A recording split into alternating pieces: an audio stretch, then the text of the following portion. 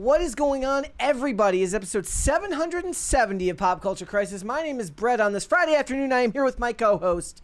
Introduce yourself, please. Hello, crisis actors. It's Mary. Happy Friday. We're hoping there aren't going to be any sound issues like there were yesterday. There are. Too bad. You're just going to have to deal with it. It's Friday. I don't care. We have a 20, first off, from Jose Quintana. Happy Friday to the optical overlord and ghost empress. The rain comes, it ends, but PCC is never wiped away from our hearts and minds. Have a fine weekend. Long live PCC. We should put that on a shirt. Poetic. We should print that out, like in a document that looks like the Declaration of Independence, and print that and sell it. The other night, we were having an interesting talk on IRL about the Pledge of Allegiance, and Phil says that he actually doesn't recite it. Oh, did you say why? He said it was written by a socialist. Oh, and so that we a little bit too much pledging to the state. He thinks that we should pledge allegiance to the Constitution or the Declaration of Independence instead, because he doesn't like that you're pledging allegiance to the flag. And I was like, Phil, it's to the flag for which it stands. Yes. That's literally the next line. It's Take that, yeah. It's not the flag in and of itself. Take that, you incel. I had to, so it was about the fact that it's what the flag stands for. It's about the flag and the fact that it was written by a self-proclaimed socialist. Okay. Whatever that meant in the 1890s or whenever that person wrote it. Yeah. I could have been wrong. All right. Well, that makes sense to me. He's not here to defend himself, though. That sounds like an interesting discussion, if I'm being honest. Yeah, we didn't get too deep into it, but... Yeah. All right. Well, thank you for that super chat. We are off to a good start here today, ladies and gentlemen. But before we get going, hit the like button on this video and subscribe to this channel if you have not subscribed here yet already. Please and thank you. Remember to share the video out with your friends and your family, your loved ones, people that you like, people that you don't like, people that you kind of like. Perhaps if you have a mortal enemy, somebody that you really, really despise and that really, really despises you, you should bridge the gap between the two of you by sharing this video out with them so that you can show them stuff that you like and maybe you'll find something you have in common. The best way to help this channel grow is to share our content out so that more people find it. So thank you guys all so much for that. Another way that you can help share the show with new people is if you're a member of the Timcast Discord. There are a lot of people in the Timcast Discord who probably don't know about this show or maybe just they haven't given it a chance yet. So it would be helpful to share the link in there if you're one of the members already. I mean, I'm not going to lie. More than a few times I've seen people in the chat recently or leave comments that say that they actually like our show more now than IRL. So you know what? Take that, guys. Take that, you incels. Exactly.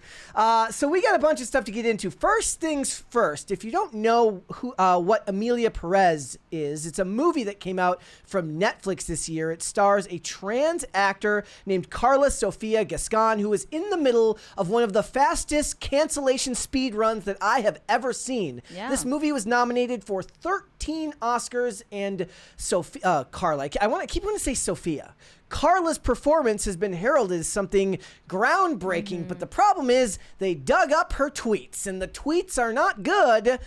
So there are now questions being levied against the Academy. Are they going to pull her Oscar nomination? They're like, this ain't it, sis. Sis, exactly. So we are going to talk about that because it really did just happen over the process of a couple of days. We have one more 20. From Jose Quintana. When I was in grade school at Assembly, we recited the Pledge of Allegiance. We sang the national anthem and lift every voice and sing. Context, this is in a grade school in New York City / Harlem. Okay. I mean, we did the Pledge of Allegiance at my school. We did not do the national anthem every day. This is for Assembly. Did you have assemblies in school where yes. everyone got packed into the gym? Yes. Yeah. I mean, I don't know if we ever What were did they about? Like pep rallies? Bro, that's so long ago. Did your school have pep rallies? Yes, we had pep rallies. We never had that, but I think it's because my school never had a football team. Yeah. So what was there to get pepped about? I don't remember, to be honest. It was a long, long time ago, and I was probably only half paying attention. You have one more 20 from Daniel J. Corrica. Payday, happy Friday. Would it be wrong if I started a Give, Send, Go to raise money to get a new B20 motor for my 1993 DA9 Acura Integra? Enjoy your weekend, Blade Boy and Ghost Girl. I mean, what do you mean, would it be wrong? I don't think that would be wrong. It just might not really take off. Yeah, you gotta find a good pitch for it. But I guess if you've already started it, there's your free promo. There you go. That's like we've had like back and forth as like I'm not sharing out like when we get married, I'm not sharing out like a gift registry or anything like that. Oh, you mean with strangers? Yeah. Well, of course not. You send it to the people you invite. Exactly. You know? Yeah. So what else were we talking about? So, anyways, Karla is speed running the cancellation Speedwagon right now because everybody is mad at her. So we're going to talk about that. We're also going to talk about the ongoing saga between Blake Lively, Ryan Reynolds, and Justin Baldoni. Yes. I know how much you guys love that. But she is asking for the lawsuit to be dismissed. So we're going to get into all of that. Also, the bullies over at Vogue are hurting the feelings of Melania Trump. I personally don't think Melania Trump cares, but they were dunking on her vice presidential, her first lady portrait. Yeah, she has a new White House portrait in the new Trump administration, which has a much different vibe from the previous one. Yeah. And they slammed it as The Apprentice cosplay. They also compared it to a freelance magician. So they're being extremely petty and catty, as you would expect from gays with clipboards in the fashion world. They just have a special hatred for her. Yeah. All right. I'll never understand it. We got that. We got a bunch of other stuff. If you're ready, Mary, we'll just get started. Are you ready? Let's go. All right. Well, okay, guys. So last night, I got onto a bit of a tweet storm talking about these updates here. But if you are a fan of the Scream franchise, there have been 2 new major casting announcements that are leaving people scratching their heads a bit, given the fact that both of these characters were played by actors who were Ghostface in previous iterations of the film. The first, of course, being Matthew Lillard as Stu in Scream 1. And Roman Bridger, portrayed by Scott Foley in Scream 3, both of who come to meet bad ends, as the bad guy usually does in these movies. You can spoil it. They've been out for quite a while. Okay, so in Scream 1, Stu is stabbed repeatedly, and then a gigantic tube TV is dropped on his head. And in Scream 3, Scott Foley is shot multiple times. Okay. He has a bulletproof vest on, and then he comes up, and then he's shot in the head. There's no way he should have ever been able to come back from that. But apparently, they have cast both of these actors to come back for Scream 7. To come back as the previous characters as new characters? No information on that right now. They can just act like these characters never met a fatal end, or they can come up with new characters for them to play. Well, there's precedent for that because the other killer from Scream 1, Skeet Ulrich's character, Billy Loomis, he comes back in Scream 5 and 6 as a hallucination because, and I hated this, his daughter that you didn't know he had is having hallucinations and is very worried that she's going to inherit her dad's violent tendencies. It's actually a through line in the films. But there's actually a precedent for Stu because they actually wanted Stu to come back in Scream 3 and they canceled it because of Columbine. So in Scream 3, he was supposed to come back where they acknowledged that he lived. And he's been in prison, basically running a gang of evil teenagers on the outside, getting them to do awful things. If you guys ever saw the show The Following, where James Purefoy's character is the leader of a cult from behind bars, kind of like that. But I actually have the statement from Kevin Williamson that he said about this, which I always thought was very interesting. He says, I mean, originally in the third sequel, Kevin Williamson was like, yeah, he's alive. He's running kids from prison. He's having kids do horrible things while he's in prison. And the reason they didn't do this is Columbine High School happened right before we went into production, and justifiably so. They changed the entire story around. So there's a world in which Kevin thought he was alive. So what I thought was interesting is Scream 3 was the only one where there was only one killer. Meaning Roman in that one was the only one who didn't have a partner who was also Ghostface. And it would have been interesting if maybe they had tied it in where he was helping Roman from behind bars. There's no reason to go back to that now because it would be after the fact and they're both dead. But the return of these actors has been confirmed because Matthew Lillard posted about it also with a note on his Instagram yesterday with the "My mom and dad are going to be so mad at me" line from the movie, which apparently he improvised on set. Which year did Scream 3 come out? 2000. Okay, so it would have still been fresh in people's minds. Yeah, it was like it would have gone into production right after. I guess allegedly this script that they were writing that they scrapped was involving school shootings in some way. I mean, I think it's more the fact that he's, I mean, I don't know if they would have gone that way because guns were a part of it, but it was mostly knives and stuff like that. And then they would get the cops' guns a lot of the time. That happened in Scream 2. I feel like they shouldn't abridge or change storylines to cater to people's sensitivities.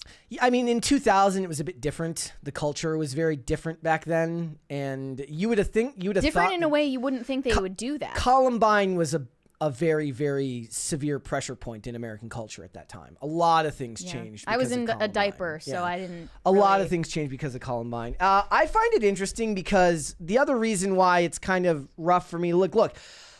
I didn't see Scream 6. 5, whatever. I said the other day I hadn't seen it. I realized I had, and it had been that long since I'd seen it, and it was like 2022, and it feels like a lifetime ago. Must be forgettable. And I was only half paying attention. But Scream 1 through 4 were the only ones that were actually made by Wes Craven, which is what actually matters, because even though Kevin Williamson was the writer on this series, it was Wes Craven's, art that brought it to life, being the director of those films. And I have a soft spot for Scream 3, but I really love Scream 1 and 2. And Scream 4, which had a strong amount of commentary, it came out in 2011 with Emma Roberts, had a whole subplot about her wanting to be famous on the internet because she just didn't want to have a job and work, which is actually way more relevant now than it's ever been in history. But there's a precedent to bring these guys back, and I think that they should, if they're going to do it, it has to be avant-garde. I don't like the idea of him being alive and there being no mentions of it. Like, it's one thing if you bring him back in Scream 3 and there's only been one movie and you never mentioned that he was in jail. I still think that stretches the bounds of credibility, where it just doesn't come up at all. But the actor always wanted to come back. He actually had a cameo in Scream 2, like a visual cameo as like a party goer in Scream 2 that they just never addressed, that it's the same guy who played Stu. But to go 6 movies, never address the fact that he lived the whole time.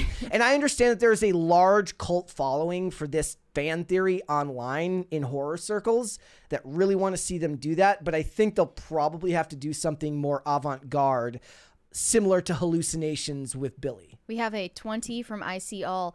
Have you guys ever thought about having a PCC uncensored after show behind a paywall similar to Timcast IRL? I mean, we swear on this show anyways. So. We do, but they do more than swear on the Timcast after show. We have posted some videos like a long time ago behind the paywall on Timcast, but it was those mostly were movie reviews.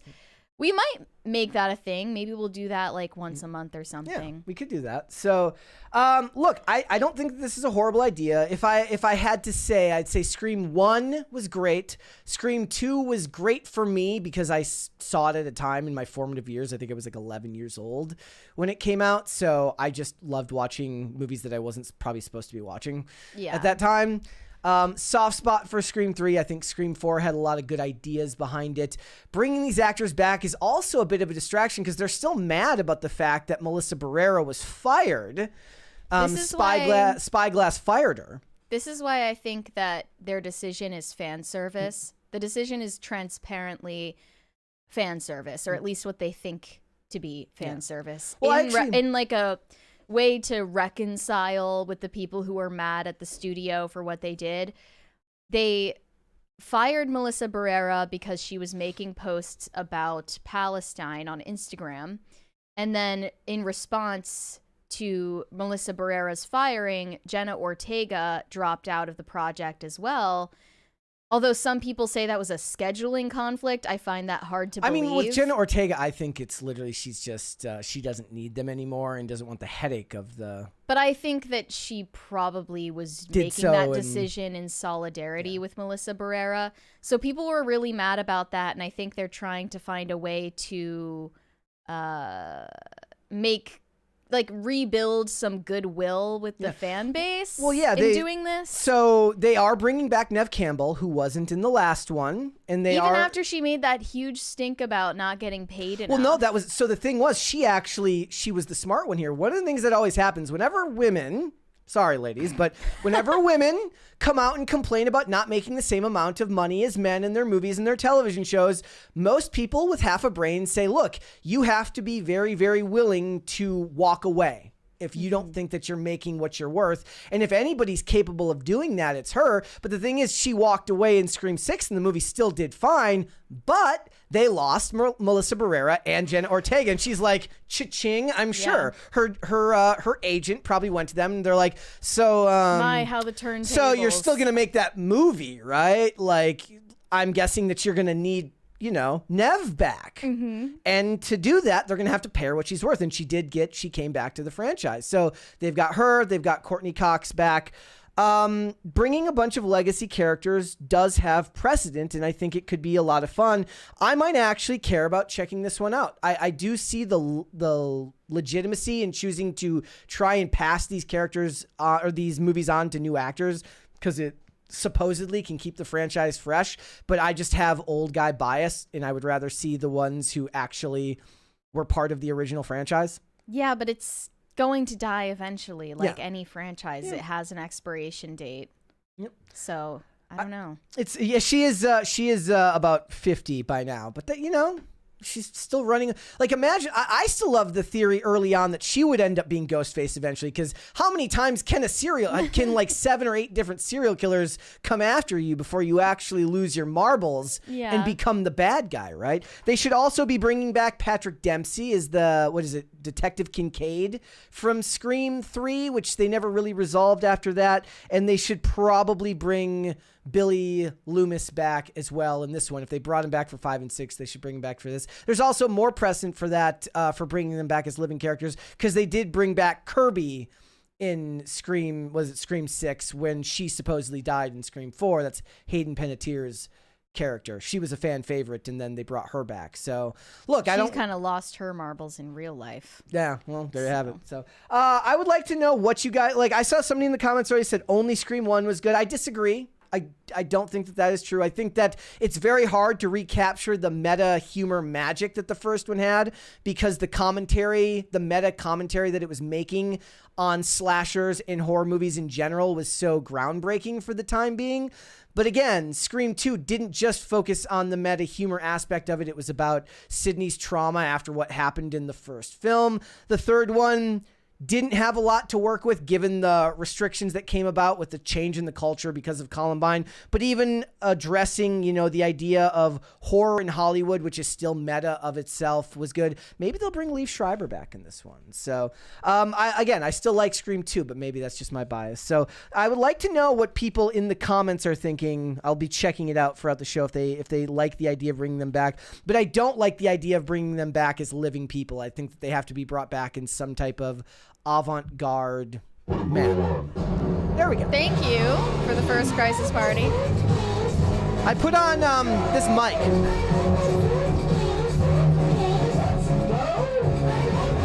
Great timing with that one. All right. Well, guys, let's move on. We've got even more to get into today, because Marvel, guys, they are struggling right now. If you were to look up in the dictionary for the perfect example of the worst possible media campaign you could run for a movie leading up to its release, you would probably see something from Rachel Zegler and what is going on right now with Anthony Mackie with the lead up to Captain America: Brave New World. Anthony Mackie is just on a roll with the negative press for Captain America: Brave New World. And his newest comment is just bizarre, and it seems unprompted by anything I've seen online. He just told the internet to chill the F out over comparing Donald Trump to Harrison Ford's Red Hulk. He said, "I hope, as a country, we're tired of all the political jousting. Let's just go to the movies and chill the F out. We could have made this MFer yellow, and it would have been a problem." I'm not going to lie. just to stop. This is weird, either gaslighting or some type of wish fulfillment, because until he said this, I never heard a single person compare Donald Trump to Red Hulk. I don't think, ever. Why, like, what would have been the reason to compare him to that character well, anyway? because Thunderbolt Ross is the president in this movie who becomes Red Hulk, which they haven't addressed yet. At least as far as I know, they haven't addressed yet how he becomes Red Hulk. I don't know if there's some type of gamma radiation experiment that goes wrong, or if maybe I like the idea that they try to force. Now, I know that this would be a departure from the comments or from the comics, but maybe they try to force Falcon to get the super soldier serum. They try to force him to do it, and he just won't. And then he like accidentally gets given to Thunderbolt Ross. That would be kind of cool. They say in this article that it was inevitable that people were going to compare Trump to this character. One thing the actor is not looking forward to is the politicization of the movie. That's ironic given that Anthony Mackie is one of the main people politicizing this movie with everything he says about it, relating it back to racial politics, representation discourse, and why he feels Captain America shouldn't represent America or American values. But I digress. After all, Brave New World stars Harrison Ford as the U.S. president who transforms into the volatile Red Hulk. Comparisons to Donald Trump were likely inevitable and have already become a regular thing online prior to the movie's release. A lot of people believe that that the original version of this script had far more blatant comparisons of Thunderbolt Ross as Red Hulk to Trump, and that those were the things that were like fixed in rewrites. Okay. Like in the reshoots for the film. I'm going to read you. So they talk about the way that Marvel and Disney try to walk this stuff back when they do promotional tours overseas. This is what they talk about. It says, let me be clear about this. I'm a proud American, and taking up the shield as a hero like Cap is an honor of a lifetime. I have the utmost respect for those who serve and have served in our country.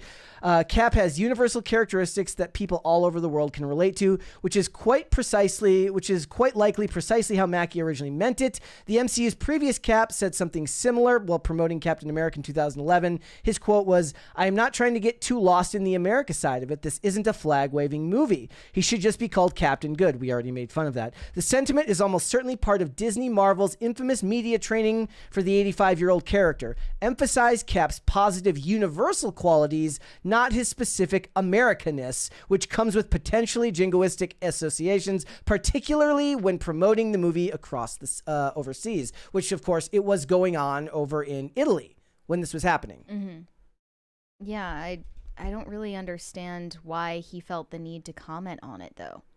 I have no idea why he brought up Trump when nobody else was bringing it up.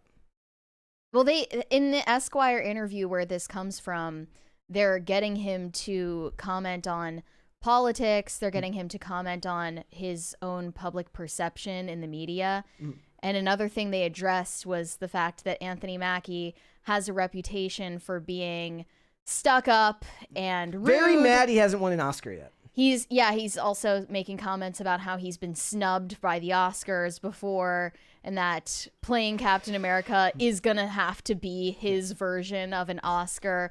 But I've brought this up on the show before, that he has this bad reputation for being stuck up and rude, and they asked him to address that online discourse from recent months. There were claims that Anthony Mackie is the rudest celebrity some fans have ever met in real life. One story that went viral on social media was told by a young woman who claimed that Anthony Mackie once pulled up in a huge effing truck next to her at a gas station, started smoking a cigar, and then rejected her when she tried to engage with him as a fan. So, per Esquire, Mackie recalls the interaction differently. He says he was already having a bad week. Someone had recently found his phone number, 120 missed calls, AI, death threats. He pulled into the gas station and this woman, quote, jumps out of the car, and I simply looked at her and said, no, he recalls. Plus, he adds another hole in the story. What idiot smokes next to a gas pump? Maybe Anthony Mackie. Apparently. There's a 20 here from Just 'Cause I'm Free. Says, isn't this the same movie that had Hulk punch Captain America's shield and blocks it? Didn't Abomination back in the day get kicked across the field by Green Hulk? Well, I mean, a lot of people were pointing out early that it made no sense that Sam Wilson was able to block Red Hulk's punch with the shield. Even if the shield disperses the energy, he still doesn't have super soldier serum. You can get in all sorts of comic shop level disagreements back and forth about power levels and stuff like that. And that's interesting enough. We're not even that deep into something like this right now. It's more just the fact that by his own words, he's drawn these parallels back to politics, which aren't doing anything to help them. Look, they need the normies for this movie to succeed. Normies don't know that any of this stuff is going on. Normies have to want to go and see your movie and like it well enough to recommend it to their friends. But look, we've also pointed out that a lot of times when these articles get written, they talk about how they think the YouTubers hate them. I think that the places that write these articles hate these movies just as much and hate these actors just as much. Otherwise, they wouldn't write stuff like, because they know that writing these articles will end up making people mad at them.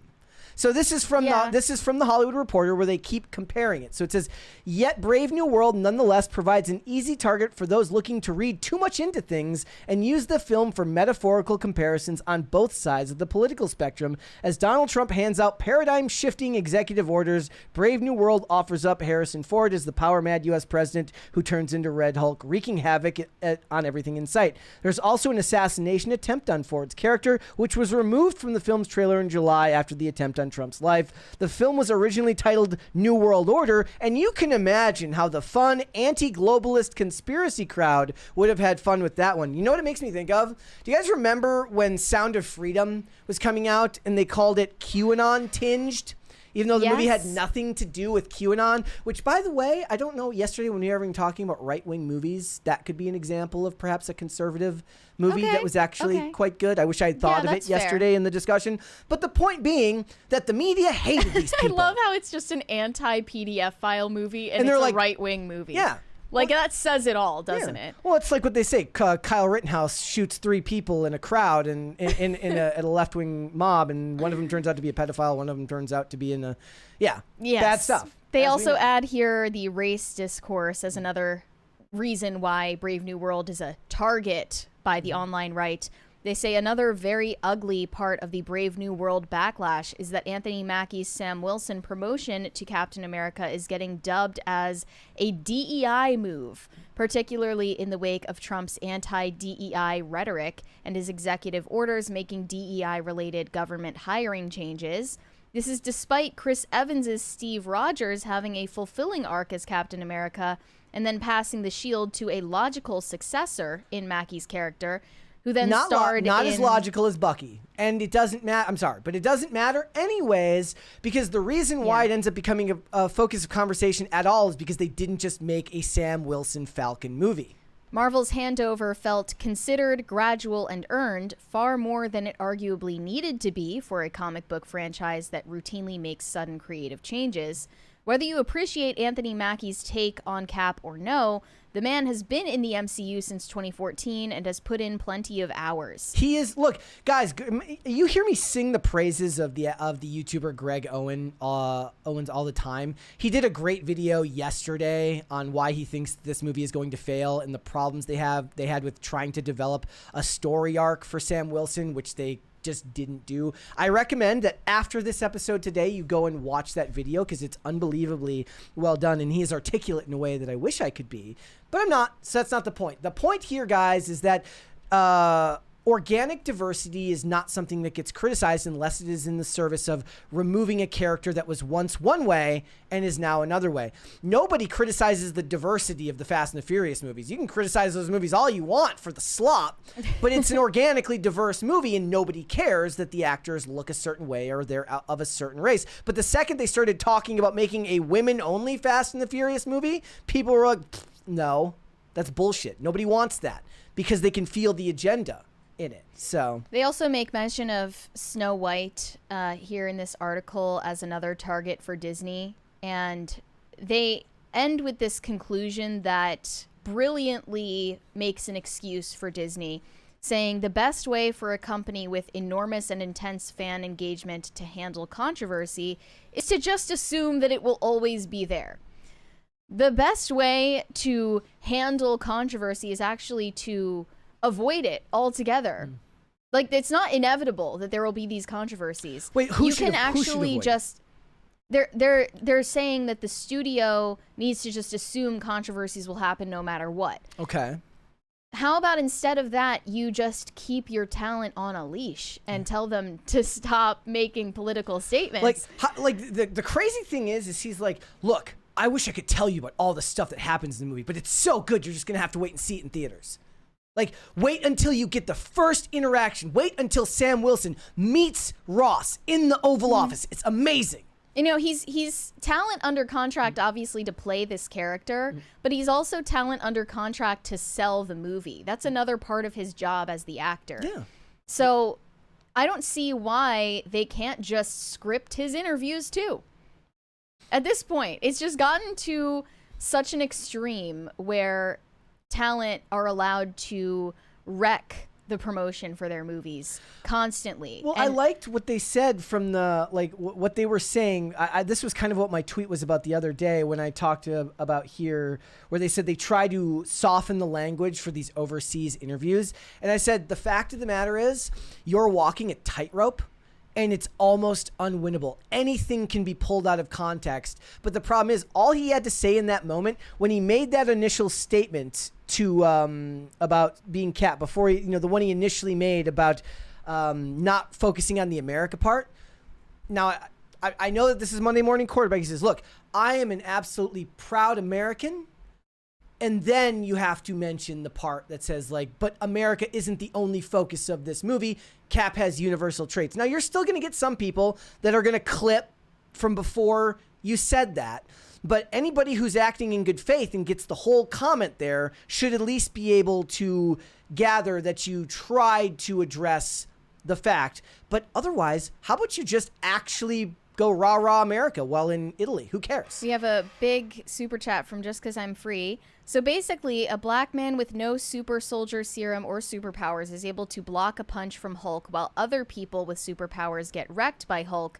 Must be that DEI plot armor that only applies to women and racial minorities. Boring. No, look, I still don't know that they don't address it in the movie. Like, it would actually, like, I actually think, now this is just me off the top of my head, I almost said bloviating. It is a bit bloviating. I would love for them to address the fact that they try to get him to take the serum and he doesn't want it. And you have a whole arc about, does Captain America have to be a super soldier? Does I don't think that's probably something they should have addressed in Falcon and the Winter Soldier. Then it's going to get TV compared to vaccine mandates. Oh gosh, yeah. But does Captain America have to have the superpowers to be the symbol of hope and optimism that America needs? Maybe, maybe not. I don't know. But it would be something interesting to discuss in the movie. I'd rather it just be stuff blowing up for 2 hours. I would rather he just have to. I would rather that Ross get mad, turn into Red Hulk, start destroying stuff, and he has to stop him. Very simple. You can do this. It's not a formula I'm personally interested in, but it is one that has been proven to work multiple times. Yeah. Oh yeah. David Gallinat in the chat says black boy magic. Remember Black Girl magic in the Marvels? That was Yeah, I do remember. Unfortunately, that was rough to me. Just kind of ruined Nick Fury. Yeah. Like, let's just. Maybe they did go into it in the series. I didn't make it through Captain America, through Falcon and the Winter Soldier, so they could have addressed it in there. It's probably not worth it in the movies. But the point being, that was like how far they've fallen with Nick Fury. Oh, and he was so good in all of the previous Avengers movies and in the Captain America movies, and then he kind of becomes a stereotype in the later ones. I wasn't a fan of that. Stereotype of what? Well, I mean, just that type of a stereotype of like the worst type of Marvel humor. Oh, well, like, yeah. He's like, his character is like inherently knock, serious. Knock joke. No, Yeah. it's not even knock joke. It's like tweets. Yeah. They're like using online discourse and online language. Yeah. He's a dude who's run like black ops organizations. He doesn't talk like that. He doesn't say black girl magic. Yeah. Also, people don't say that in real life anyway. Yeah. Like, that's just not a thing that people say out loud if they have any self-respect. We will have to wait and see what happens with this movie. I am still going to go see it. Again, like I said, these types of comments, more interesting than that. Like, if it's just traditional topics or comments on politics and stuff like that probably doesn't bother me. It's more disconcerting when it's about the movie specifically and, well, on the press tour. I wouldn't be surprised if it turns some people off, but I also don't think that the internet is real life. And if this movie fails, it won't be because of these comments. It'll be because, like the doctor the other day, they're making another one? I had a doctor who said, I didn't know they were making another Captain America movie. That is far more likely to be the reason your movie fails than, you know, these comments from Anthony Mackie. But maybe some modern day rewrites of your, you know, your press tour ideas would be a good concept. Definitely. All right. It's a good call for them. What would you like to see? Cringe or cute of the day? You decide. All right. Oh, yes. We'll do cringe first. All right. I always choose cringe first.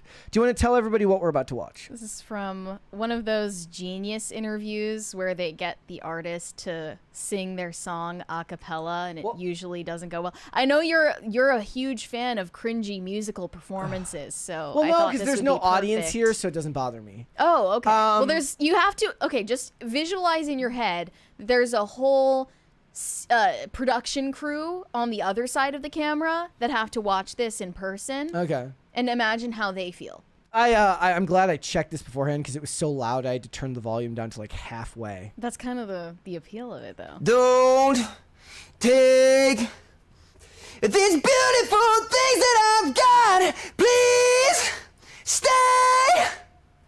I want you, I need you, oh God. Don't take It's not cringy to me. these beautiful things that I've got. Oh,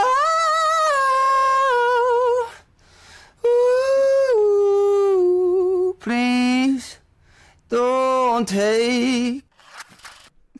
I didn't cringe. I cringed. I didn't cringe. I definitely cringed when I saw that. That song is everywhere, too.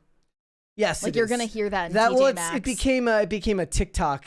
You're going to hear thing that too. in TJ Maxx, Home Goods, Target, everywhere. I'm sick of it. We have another 20 from Value in You. Mary, Brett, top few movies for each of you and why? TGIF. Do you have favorites? Heat is my favorite movie of all time. It goes against everything for me because it's long, and I tend to not like long movies, but Heat is my favorite movie of all time. Do you have a second and third? American Gangster is up there with Denzel Washington and Russell Crowe. I realized the other day, this is just in my brain, Russell Crowe and Gerard Butler are the same thing, just like Jake Gyllenhaal and Ryan Gosling are the same thing. They're completely interchangeable for me. They're nothing alike, but at the same time, you could drop them into any role, and I'd be like, Ryan Gosling, and it could be the other person. I've definitely been put on the spot with this question on the show before, and I did have an answer, but now off the top of my head, I'm just like going blank. Maybe I'll need some time to think about it. I will ask you a question, though. So I put a tweet out the other day. I said the movie Law Abiding Citizen with Gerard Butler. That's the reason that came up. Thank you.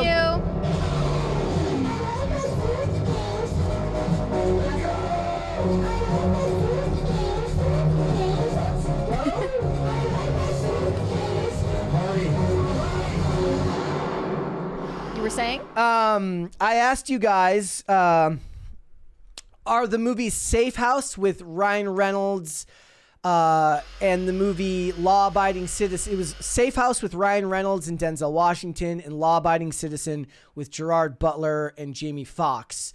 Are those underrated movies? And I was pretty sure the answer I was going to get, that most think that Law Abiding Citizen is an underrated movie, but Safe House was kind of forgettable, and I kind of agree.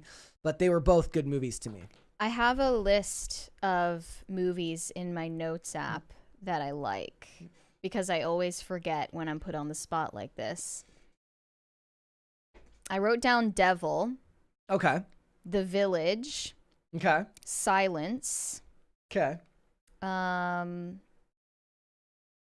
Wait, now I've lost track of I mean, the it's list. the same thing for me. Like, whenever I'm at home, I see. Whenever I'm at home, I would love to talk about the movies that I love the most. But then when I'm out or when we're doing the show, I can't think of them.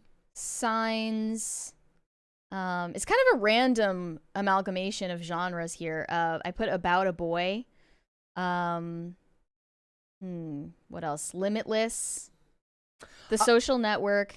Catch Me If You Can. That allows me to once again remind you guys that if you ever want to see one of the rarest forms of success that got canceled early, the Limitless TV show, which has almost nothing to do with the movie, is absolutely fantastic, and you can go watch it on Paramount Plus. It's really, really good. There are a lot of chick flicks I like.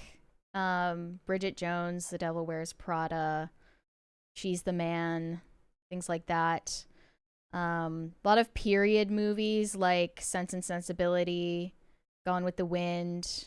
I feel like so I make fun of everybody who watches Apple TV as monocle wearing losers who think they're highbrow. But Mary's the Sense and Sensibility. I mean, I'm getting monocle vibes.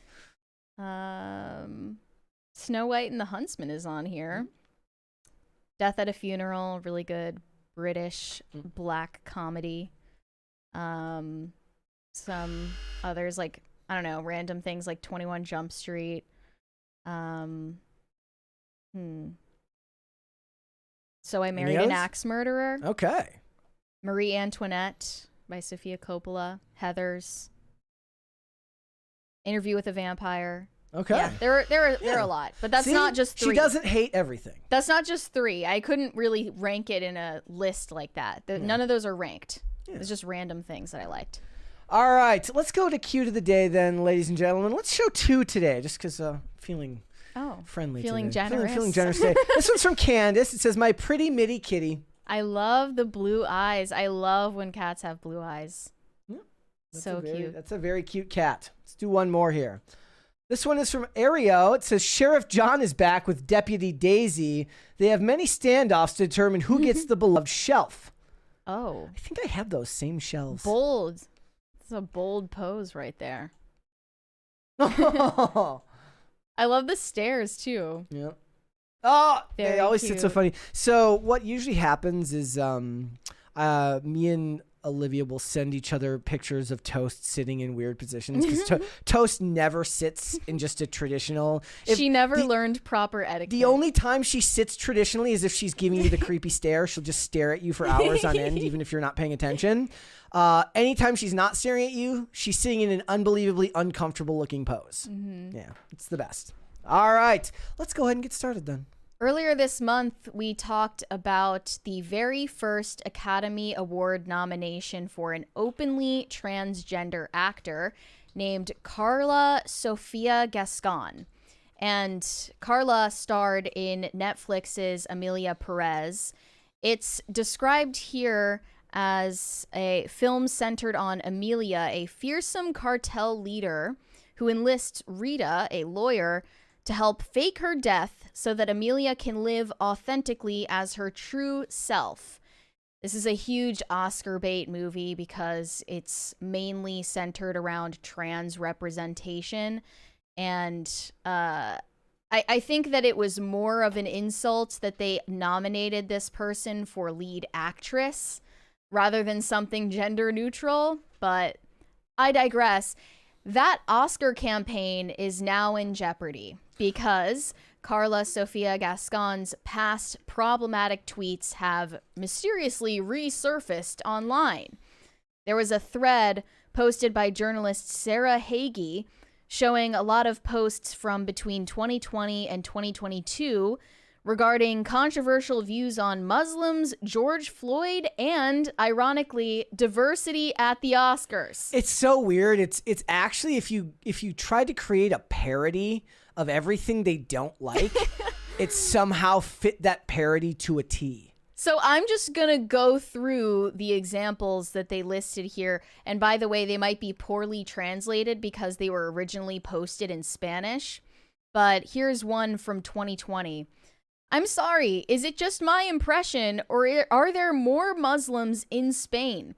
Every time I go to pick up my daughter from school, there are more women with their hair covered and their skirts down to their heels. Next year, instead of English, we'll have to teach Arabic." And in another post from 2020, attached a photo of a Muslim family in a restaurant, including a woman in a burqa that also covers the woman's face. "Islam is marvelous without any machismo. Women are respected, and when they're so respected, they are left with a little squared hole on their faces for their eyes to be visible and their mouths. But only if she behaves, although they dress this way for their own enjoyment. How deeply disgusting of humanity. This is obviously a sarcastic post referring to the mistreatment of women in Muslim countries. It really does feel like if you asked Hollywood to give you a parody of what they think every Trump supporter is like, it would be tweets like this. Yes. And it's just, it was like when I was cartoonish. It's cartoonish, but also what was, and I don't mean to say that it was funny, but it was kind of funny. It's like every tweet that, so over like the last day or so, they were like, this tweet has been uncovered. And then there would be another one and then another one. And they just got comically all the way up until they got to like Hitler. I'm not even close. We're not even close to that. In another post from 2021, Gascon posted, Islam fails to comply with international rights. And also it claims that religions must be banned as long as it does not comply with the DDHH, using an abbreviation for human rights in Spanish law. I'm literally picturing like the judges at the Oscars having a panic attack.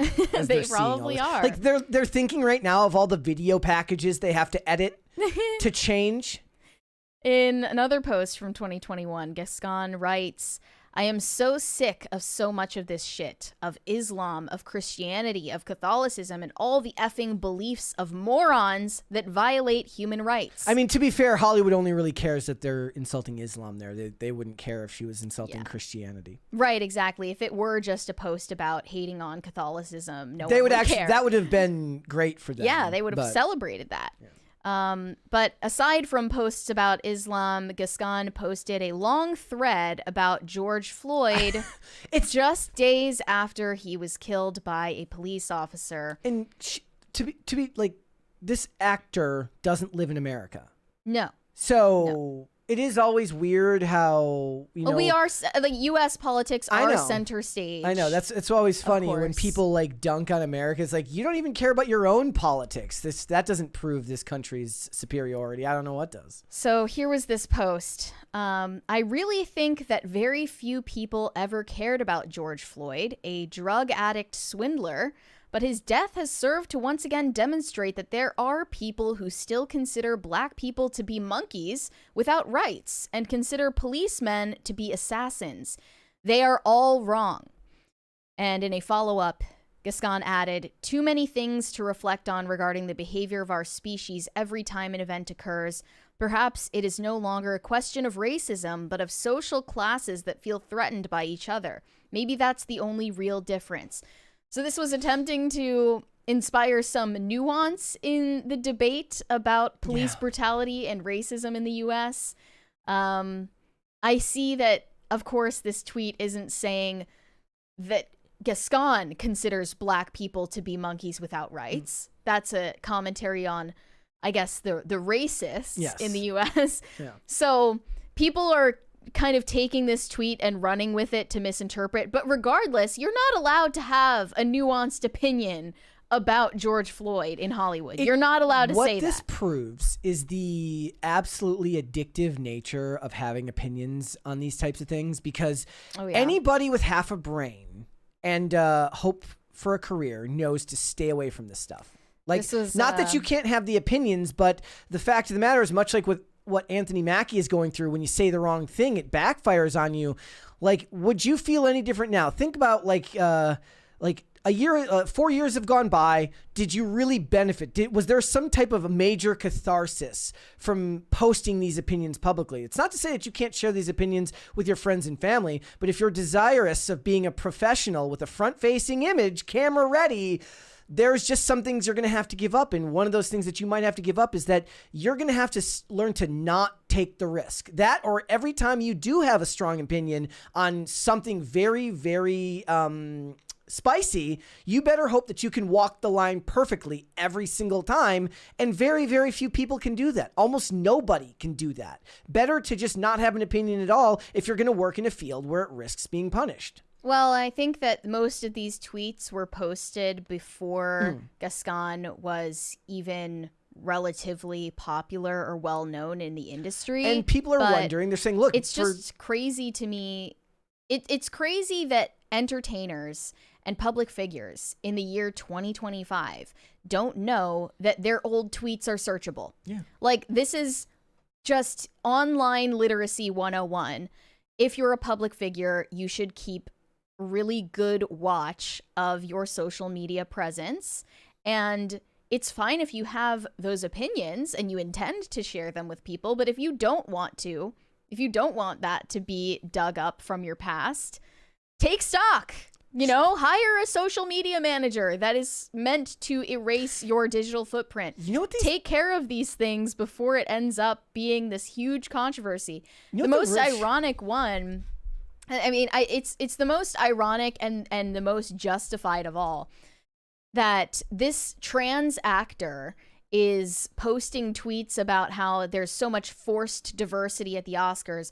Meanwhile, you are literally the prime beneficiary of that forced diversity by being the first trans actor nominated for an Academy Award. Yeah. You're happy to be the beneficiary, but before you benefit from it, you're going to trash talk it? Mm-hmm. That's what I don't understand. So this tweet from 2021 about the Oscars ceremony says, "More and more, the Oscars are looking like a ceremony for independent and protest films. I didn't know if I was watching an Afro-Korean festival, a Black Lives Matter demonstration, or the 8M. Apart from that, an ugly, ugly gala." They're referring to the 8M protest day dedicated to feminist struggle on social media. It's the 8th of March. I wasn't aware of that before. And then in another tweet about the COVID-19 pandemic, Karla Gascon tweeted, "The Chinese vaccine, apart from the mandatory chip, comes with 2 spring rolls, a cat that moves its hand, 2 plastic flowers, a pop-up lantern, 3 telephone lines, and €1 for your first controlled purchase." Just so you understand that, like, most people still skip around the whole vaccine debate because it can get you in trouble on social media. So yeah. It's kind of crazy. They should. I mean, I don't know if this person is rich, but rich people should just hire somebody that they can just spew this stuff to so that they don't have to post it on social media. This is a tweet from 2019 in which Gascon wrote, "This is the same old story. Black slaves and women in the kitchen. But it's my opinion and it must be respected. I do not understand so much world war against Hitler. He simply had his opinion of the Jews. Well, that's how the world goes." And this is where we are. This is where we are now. Well, I wanted to read one more. There's another tweet about Gascon's co-star in Emilia Perez, Selena Gomez.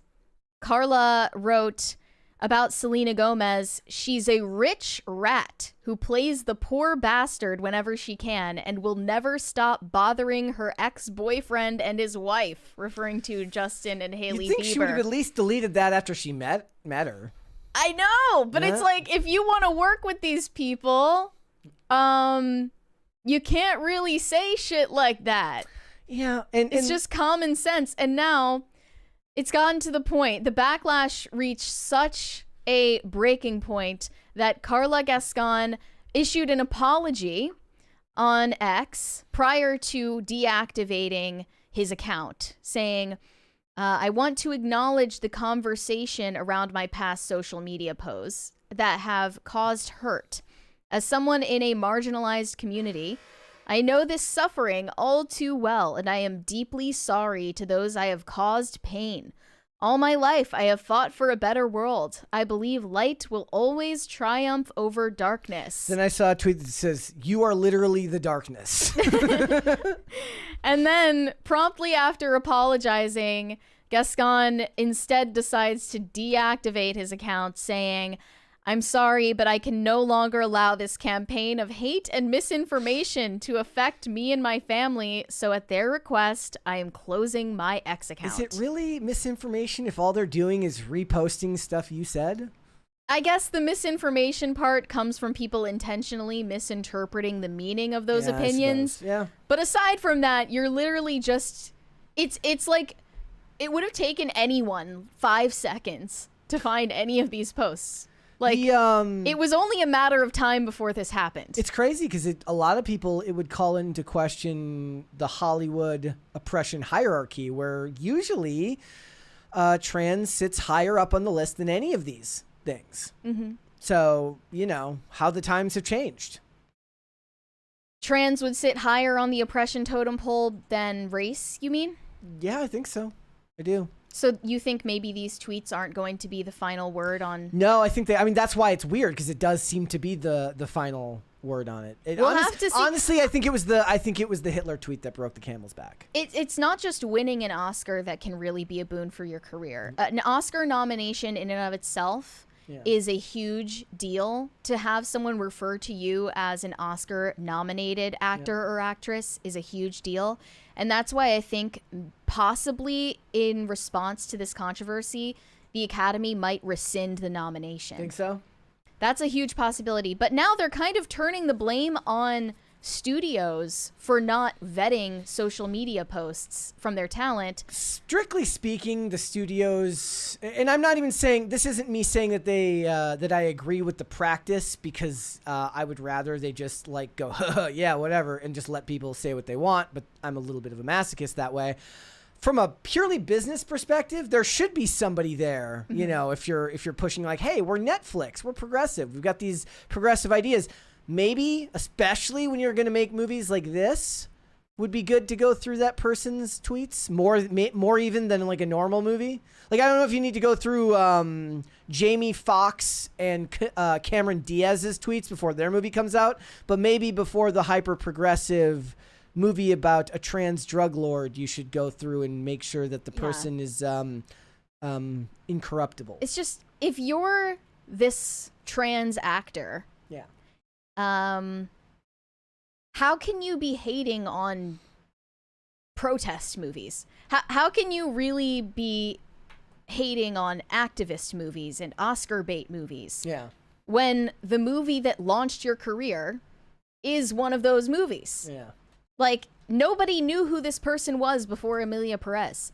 And all of Karla Gascon's co-stars in this movie, Zoe Saldana, Selena Gomez, are way more famous. Clearly, this person only got the role because they fit into that category of a marginalized community.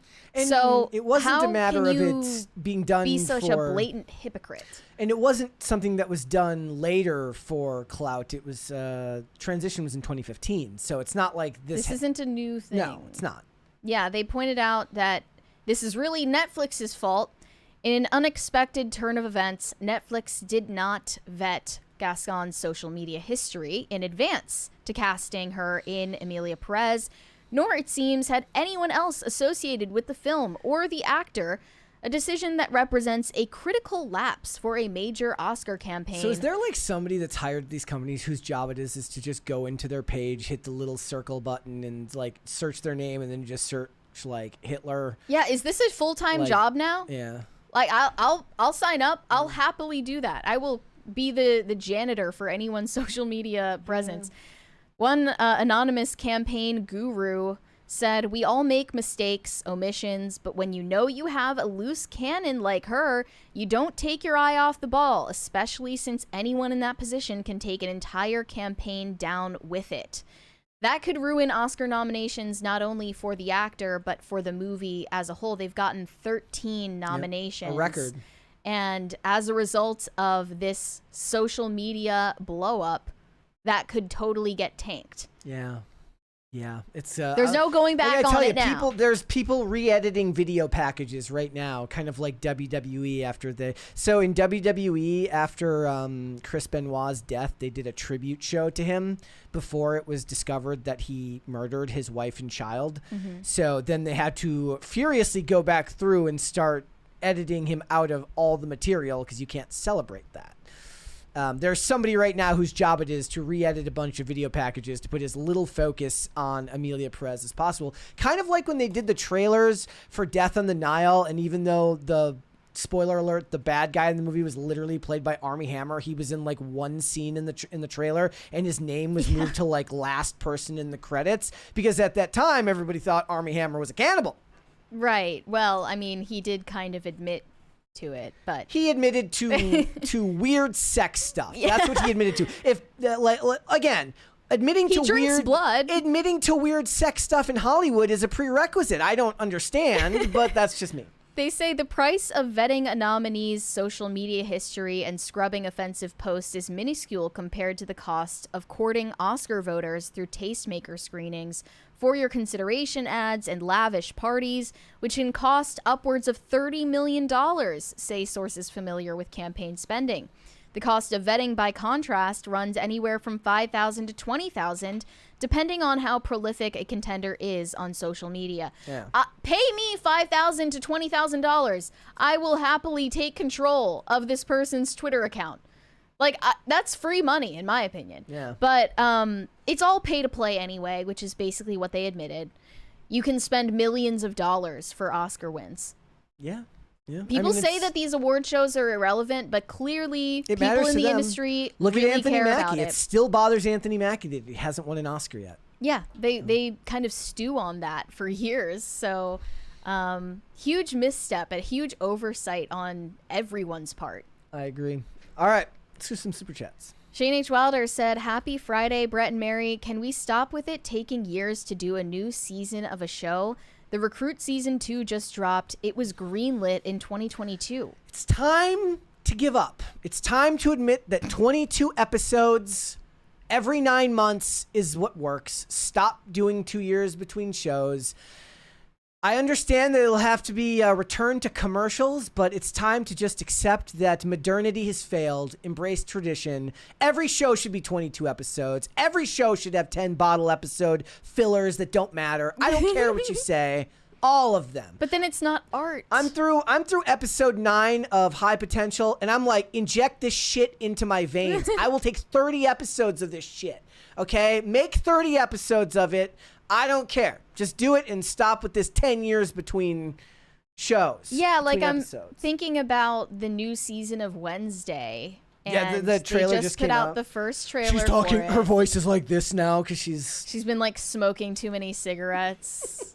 No. Oh but yeah, it's that was the just, whole like, thing. I forgot about that. It gets to a point where I'd have to rewatch the first season just to remember what happened. Same thing with Severance. I was really looking forward to the second season of Severance, and now I don't even remember what happened in the first because it had taken them like years to get their act together. A fellow namesake in the chat says dumb take. I think he's making it. I was being just a bit hyperbolic, but I do believe that TV was better when you did 22 episodes a season and it gave the writers and the creators time to get a feel for the characters. One of the things that sucks is when they write 8 episodes, or it's not even 8 now, sometimes it's 6.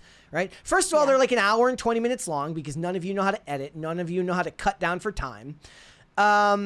And then you get a beginning, a middle, and an end, but that's not always the best way to do it. Sometimes the best way to do it is as the show goes on and you hit the mid-season point, you realize that some characters are resonating more with audiences than others, which is the whole point of, well, of course, I'll give you an example of when it went wrong is in Arrow, when they realized that audiences really took to Felicity rather than Laurel Lance, and then it became the Felicity and Friends show. That's an example of it going too far. But what matters is that you allow actors that really, really end up, shining to take a forefront and maybe get a bigger role as the show goes on. Characters get upgraded to season regular in the new season or after the mid-season finale. And great bottle episodes and filler episodes sometimes end up being the best ones that you get. There was an article the other day that was written about the Buffalo Bills before they played the Kansas City Chiefs. And it was about how the actor William B. Davis was lifting the curse on the Buffalo Bills because in an episode of The X-Files, which is my favorite episode of all time, which is called Musings of a Cigarette Smoking Man, which is ostensibly a bottle episode that is filmed almost primarily just in a big sound stage with the cigarette smoking man with a rifle trained on the lone gunman as they talk about the history and their theoretic history of the cigarette smoking man. That's my favorite episode of the show ever, and the reason he wrote that article is in it. he's like a caricature who he's deciding all world events now. They're like, do you care who wins the Grammys? He's like, I don't care, but the Bills never win the Super Bowl. I don't care. As long as I'm alive, the Bills never win the Super Bowl. Still going to happen because they lost this year. But the point is that was a bottle episode that ended up becoming my favorite episode of the entire show. It wasn't relevant to the major story plots. It was ostensibly a filler. It was great. I don't know. They still do that in streaming shows, though. What? Like when I watched the new season of The Bear, they kind of restructured it so each episode had a special focus on one character. One supporting character. Some people like that approach. But then I hate that because I only want to watch this show to watch the main character and his storyline, and then you're just like veering off in all these different directions, and it has all of this artsy fartsy editing. Like the whole first episode of the 3rd season of The Bear was basically an ambient music montage of people cutting vegetables. Too artsy. It was literally like there was almost no dialogue in the entire thing. It was just ambient music and people cutting vegetables and shopping for food. And you just know that while they're making it, they're like, this is so artistic. Like I was waiting on a cliffhanger. It was infuriating. The thing about that is that was a big complaint for the original Netflix Marvel shows. Was like all of them were 13 episodes, but they could have probably been 8. They're like, why did I have to see 20 minutes of Karen buying looking at a printer that was at auction? Gotta up that watch time. Yeah. The minutes watched. I don't even know if that was really as much of a consideration in 2015 because Netflix just didn't have the competition that they have now. Also, fun fact that I learned yesterday, the guy who originally created and developed the Daredevil Netflix show, not the showrunner Stephen DeKnight, but the original creator, Drew Goddard, is the one who created High Potential, and they couldn't be more different in tone. It's very interesting. Shane H. Wilder said, I had to recite both the U.S. and Texas pledges. Yeah, isn't that the law in Texas? They have to pledge allegiance to the Texas flag or something? Yeah. I've never even heard that. Let's do Corey 2 more. Anderson said, okay. I can't say that, but You can skip it. you know, I agree, but I will not say that out loud. Greg Duvier said, I thought Scream 3 had filmed multiple endings to keep the real ending a secret. They did the same thing with Scream 2, I believe, where so they photocopy, like there was special photocopy paper that each actor got so that like if it got photocopied and released, they would know who released it as a way to cut down on the potential of leaks. Why would they do that anyway? And they usually end up recording reveals for more than one actor, and then they don't tell them who it's going to be in the... Why would they be worried about the actors doing that? I don't know. I mean... The actors aren't... I mean, maybe not the actor, but they leave it in their trailer, and a production assistant grabs it and takes a... And this was at a time, it's like, it's not like they were taking a picture on their cell phone. Right. They would have had to find a copy machine and, and go do that. It's a whole ordeal. There is, you know, the fear of leaks was a big deal back then. Even then, you know, internet leaks was a big issue. Pop Culture Junkie said, I calculate the speed of the rotting of Western civilization based on the scandal to scripted movie speed. How soon are we going to see a Baldoni lively movie? Casting? Maybe that's not a good comparison. I think the better comparison now is the scandal to documentary pipeline, which is lightning fast. I bet there's already a TMZ one on Tubi about the whole thing. There was Diddy documentaries made before Diddy was even arrested. Well, who should play Blake Lively and Justin Baldoni in the movie? Who would play Justin Baldoni? Let's have Amber Heard play Blake Lively. Am I right or am I right? Okay, yes. And Keanu Reeves can play Justin Keanu Baldoni. Reeves? Do you think they resemble each other? No, they do not look anything alike. But he's like so aggressively nice and likable. If you want to make him a good guy, if you make him the good guy, you have to choose Keanu. All right. Who else though? I don't know. I would need to sit with that one and think for a while about who to play them. But all right, that is apropos to what we're about to talk about. Yep. Blake Lively is now running from the consequences of her own actions in a move to dismiss Justin Baldoni's lawsuit against her. According to a new letter that they submitted to the judge on Thursday, they're seeking to dismiss Justin Baldoni's defamation lawsuit, which is unlikely to happen. What's more likely is that eventually, before March 2026, which is their trial date, this is going to reach a settlement. That's very sad for me because I would love to see the televised trial. You know, that would be a huge moment in the culture. But I'm guessing that's the way things are going to shake out.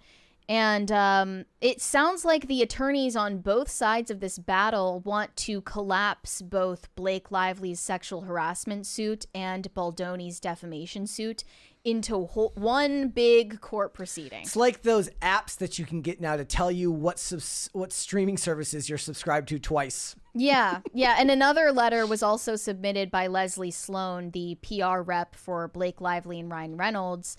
She also wanted to dismiss it, but it's too late. That's not going to happen. And they realized that this blew up in their faces. It's not looking good for them. And I just saw that The Hollywood Reporter published a piece about right-wing support for Justin Baldoni. The support for Justin Baldoni is getting louder. The support for Blake Lively at this point is non-existent online, as far as I can tell. I mean, we get some people in the chat. I see Luffy says Blake has done nothing wrong. Luffy is God in the chat, says Blake has done nothing wrong. Give us your argument. I want to hear your side. Why do you sympathize with her? I'm open to hearing it. But yeah, they say that Justin Baldoni would seem to be a boogeyman for America's right wing. He broke out as a heartthrob in Jane the Virgin, known for its progressive themes, and then he branded himself as one of the country's foremost male feminists in his Man Enough podcast, the tagline for which is undefining masculinity. But which the world collectively rolled their eyes, but continue. Yes. Following Blake Lively's allegations of sexual harassment and workplace hostility, it looks like Justin Baldoni has been unyoked from woke. Maybe Baldoni could play Luigi Mangione. Justin Baldoni has become an unexpected conservative cause célèbre as a growing contingent of commentators online take his side. For those on the right, he's that most sympathetic of figures in contemporary American life, the canceled man. So Justin Baldoni has essentially become an avatar for this new cultural archetype, the man who is canceled, who is falsely accused, who is oppressed and put upon in some way by the system or by feminism. I will say that Jane the Virgin, as progressive as it is not nearly as annoying as some other shows that contain progressive themes. There are definitely some moments that made me want to like throw up, but for the most part, it does it fairly well. It doesn't reach nearly the same heights of wokeness or feminism that Justin Baldoni's male feminist podcast there's a part reaches. where they define the term medical repatriation, where I almost threw something through the TV. But other than that, Blake Lively is a liberal who has received publicity for donating to left-coded indigenous causes. She also apologized with Ryan Reynolds for getting married on a plantation. Yeah. She's known for her close friendship with Taylor Swift, who made herself an enemy of President Donald Trump. But a key driver fueling Justin Baldoni's support online may be that his lawyer, Brian Friedman, has represented several influential supporters in the media who, whether or not explicitly on the right, have positioned themselves to their audiences as truth tellers about Hollywood's moral foibles, including Megyn Kelly. That's why Brian Friedman appeared on Megyn Kelly's podcast and shared that voicemail from Justin Baldoni where he was saying that he was kept in a basement during the premiere of It Ends With Us. So I see that he definitely has a bias there in one direction. But it looks like Justin Baldoni's career is not going to take a nosedive because of any of this. No, I mean, he's going to benefit from this. He's going to benefit more than anybody in this, if I'm being completely honest. Somebody asked, they were asking who should play him. I don't know. Not Dev Patel. Definitely not Pedro Pascal, who's too old. No, I'm on Keanu Reeves. I'm going to cast Keanu Reeves in the non-existent Blake Lively Justin Baldoni movie. Yeah. I think that would be a great choice. He should play Luigi Mangione in like fast forward 10 years. That's what we'll do. Now, I vaguely remember us talking about the announcement of a Pac-Man movie on the show. I know it sounds like a meme, guys, but it's this real. Is like, I don't know how you go from. So one of the things I find funniest about this is his pitch for It Ends With Us was like, look, it's got a big social message. Yeah. There's going to be a lot here that people can take from it. It's not just a movie. It's an experience with a social cause, right? How do you go from that to Pac-Man? I don't know, but I'm here for the range. Yeah. I would have loved also if he actually then makes it a Miss Pac-Man movie. So he actually does to explain, Yeah. little did we know at the time, Justin Baldoni was actually at the helm of the Pac-Man movie. Yeah. And the fate of the Pac-Man movie is now in question as his career hangs in the balance of the outcome of this trial, if it happens at all in 2026. He's got to get the funding if he wants to make the Pac-Man movie. Frankly, I mean, if they can make Battleship a movie, they can make Pac-Man a movie. Pac-Man, which Baldoni and his own production company Wayfarer Studios were developing since 2022, may no longer be in his future. It's among at least a trio of projects that are now in doubt as friction with Blake Lively turned from internet curiosity into full-fledged legal war. It is funny because there was actually a joke in an episode of Castle, if I remember correctly, where Castle's mom says, is Hollywood just totally out of ideas? And he says, well, given the fact that they just optioned Pong to be made into a movie, I think so. But There was a Tetris movie. But Ryan Reynolds is going to play the little Remember triangle, so that's good. Remember the Tetris Yeah. movie? Yeah. Or was it about the making No, of it was about the Tetris? making of Tetris. Whatever, That's you different. know. Oh, no. Okay, that's even worse. I don't want Justin Baldoni to make some lame documentary about the creation of Tetris, okay? I don't want that. I don't want a movie about the creation of Uber. I don't want a movie about Actually, no, the BlackBerry one looked cool, but I didn't end up watching that one.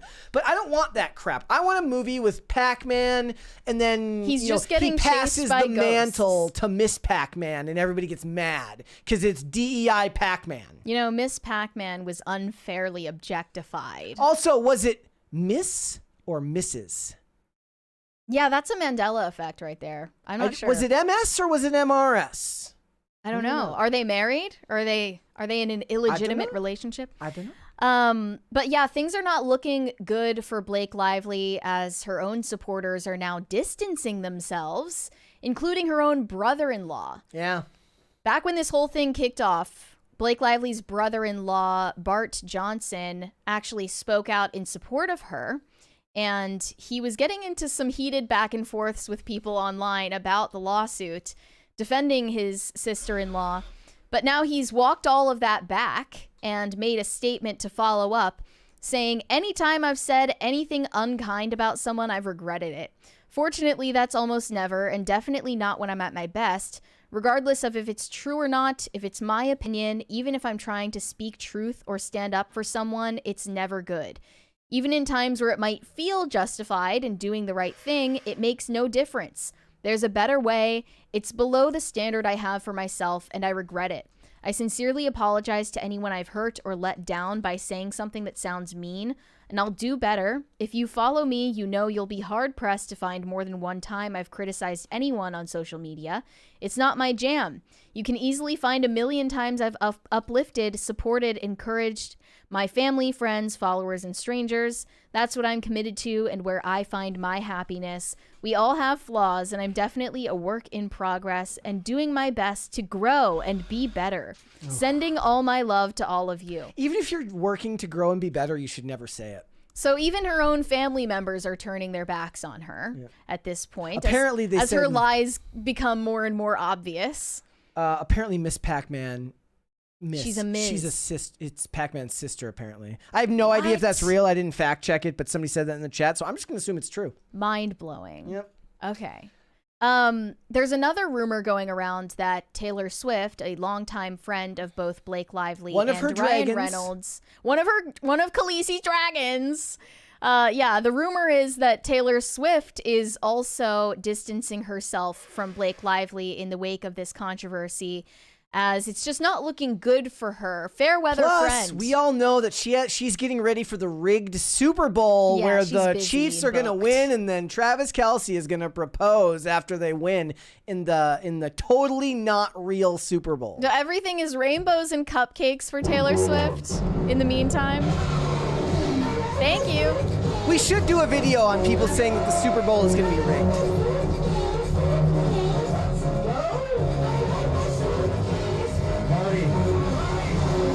No, it's not rigged. It's just Taylor Swift witchcraft.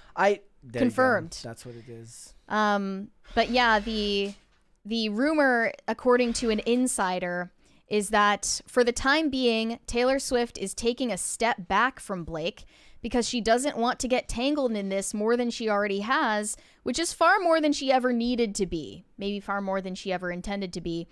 Her friends also think that Blake's "I'm Khaleesi" text to Justin was uncool and unnecessary because she was essentially used as an intimidation tactic.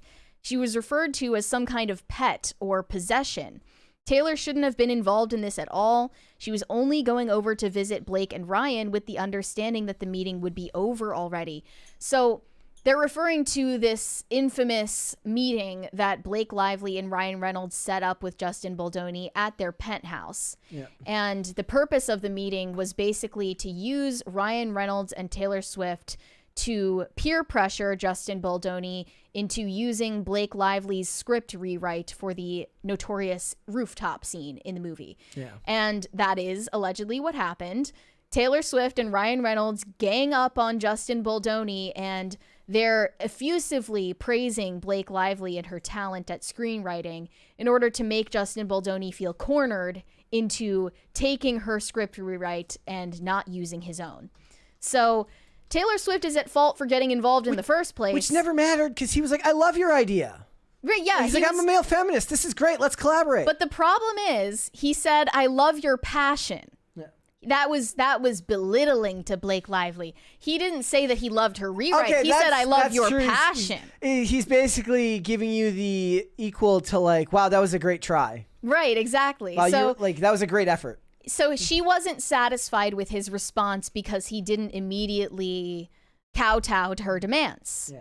And he was being very nice about it, but that wasn't good enough. And Blake Lively, in that text message about how she's Khaleesi and Ryan Reynolds and Taylor Swift are her dragons, she was really belittling her lifelong friend Taylor Swift as kind of a clout weapon. It puts her in a weird place. The only way it could have been worse is with Ryan Reynolds. She's like, they're my Avengers or something awful like that. Yeah, exactly. Blake Lively was essentially weaponizing her husband's clout and Taylor Swift's clout against Justin Baldoni to get what she wanted. And it didn't work out for her. I have no idea if this rumor is at all valid or true, but it sounds like Taylor is distancing herself because she's conscious of her own public image and wants to preserve that. She doesn't even want to be mentioned in this lawsuit. I mean, I don't feel like her name is redacted. I feel like her part of it is so small that it's not going to hurt her image at all. Well, she might be called to testify, though, because she is a witness to one of the key interactions in this lawsuit. I want to see Taylor Swift getting questioned by Brian Friedman on the stand. And then people are going to be like doing like outfit checks. What did she wear to court? Yes, like Brian Friedman pulls out like a strobe flashlight and starts shining it on Taylor Swift's face so that she's intimidated into speaking out. No, that's unlikely to happen, and Taylor Swift has a very booked and busy schedule. But, you know, it just sounds like she's a fair weather friend. Yeah, you know, does. She's not willing to stand by Blake Lively's toxicity. That's how I perceive most relationships of people in Hollywood, right? Because somebody pointed out, they said, why are they holding hands when they go into restaurants? Why are Taylor Swift and Blake Lively holding hands when they go into restaurants? It's literally for the photo opportunity. Like teenage girl Look behavior. at me and my friend. We're going playing out to eat Ring together. Around the Rosie, like as if you're not in your 30s and 40s doing this. I'm not gonna lie. I decided to go to ChatGPT. I said, can you give me a list of actors who have been said to look like Justin Baldoni? And while having this, none of them. No, I looked through all of them. None of them. wasn't even on the list. list. He wasn't even on the list. It sucks, but you know, yeah. Taylor's gonna have to testify. That'd be hilarious. I want the most entertaining outcome. It usually doesn't work out like that. I'm one of the nothing ever happens bros. I'm with you. Nothing ever happens. Me and you are both in that camp where it's like, yeah, sure. Right. Yeah. But I mean, you know, like the most toxic female friendship archetype is the girl who just encourages her friend to do the most sociopathic shit imaginable. Yeah. And Taylor Swift just wasn't there to cheer her on when the consequences came. Like, she was there to cheer on Blake Lively's toxicity in the moment, but then when it caught up to her, she had tour. Like, she had to go back out on tour. I wasn't even like there. Like, it wasn't even like that serious. type shit. Like I wasn't even like invested in it, you know? All right, let's go super chats. Nelson N. Arkham Rising said lefties think everything red is MAGA. So Apparently. the Red Hulk being red means he's a Republican. I mean, that's not what that means. I actually hated that segment, if I'm being completely honest, earlier. Like, in my mind, there was a better through line while discussing that whole thing where it really is Let's do a post-mortem on the show while we're still doing it. Yeah, like, it was... when I read his comments, I felt like I was being gaslit. Where he's like, why do people have to compare Red Hulk to Trump? I'm like, nobody was doing that. Like, I don't even like that. normally when the social media stuff starts coming out for movies like this, and if there's bad publicity, you'd expect to see somebody be like, oh, and I bet you Red Hulk is some type of Trump allegory. I never saw that from anybody. But now if you look up Trump Red Hulk, Yeah. the only thing you're going to find is Anthony Mackie's comment. No, about it. and I tweeted, I said, good luck. Now there's going to be 10,000 pictures of Trump as Red Hulk, and people are going to be like, oh, this is awesome. And lo and behold, within 2 minutes of me posting that, there was an Orange Hulk Trump that came out. Orange Hulk. Make it a thing. Shane H. Wilder said, I just looked you dumpster fire in the Oxford English Dictionary and saw a picture of Anthony Mackie. It also said, see Blake Lively and Ryan Reynolds. Yeah, it's a tough competition for the worst dumpster fire in Hollywood right now. I actually have a bit of an update on a story, which maybe I can give here because it relates to him in these types of commentary. Apparently, so earlier this week, I did a video about the Daredevil Born Again showrunner criticizing the Netflix Daredevil series because it had too much navel gazing, meaning there was too many long-winded discussions about what it means to be a hero and all of this stuff. And rightfully, people read those comments and took him to task. But what apparently ended up being the fact is in the full interview, he's not talking. Now, again, this is just what I heard, that he's not talking about Daredevil Netflix. He's talking about the previous version of Daredevil Born Again before they went back and reshot it. So it's like the dude got taken out of context and everyone's like, oh, he's trashing the original Daredevil. Everyone loves that show. He apparently wasn't even talking about that. He was talking about the original version of the Disney Plus Daredevil series that they filmed about half of and then scrapped the whole thing and started. So no over. one's ever seen what he's referring to? No. Except Would for have the never people made it. No, it was never. working on Yeah. Oh, except for the people that were in the production process. Okay. Yeah. Well, that sucks for him. Yep. Puffer Jacket Mary said, let's just face it, Falcon and the Winter Soldier was woke nonsense. This movie is about to flop. I'm not going to lie. Do you agree with that? That it's going to flop? No, that Falcon and the Winter Soldier was woke I didn't watch nonsense. it. I mean, I know that they made a lot about Falcon's race, became a big Sam talking about race a lot. And again, go and watch Greg Owen's video. It's really, really good. And he kind of discusses that whole thing. He talks about Bucky's arc and he talks about how the introduction of race as a storyline didn't make sense given his previous experiences in the Marvel Cinematic Universe. There was no previous talk of it there before. But I'm not going to lie. This is one of those things where we've done like 30 videos on it, and I still forget the name Sam sometimes. I love his movies. He is one of my favorite characters in both Civil War and in Winter Soldier. And sometimes I still just blank and want to say Steve Rogers. Like, if that isn't indicative of everything, it's like, I was literally, when we started the segment, I'm like, oh, fuck. Like, I can quote whole lines of him talking, and I love the scene at the beginning when he's jogging and Steve Rogers keeps passing him, and then they have their first whole back and forth about him working at the Veterans Center and stuff like that. It's not that I don't know it. It's just that he's not memorable in the way that Steve Rogers is in the way that the real Captain America is. Mr. PKWT said, Brave New World, the book, is way better. Have you read it? I have not. I haven't. I have either. read 1984. I have not read Brave New World. It's on the list of things that I will probably one day listen to as an audiobook.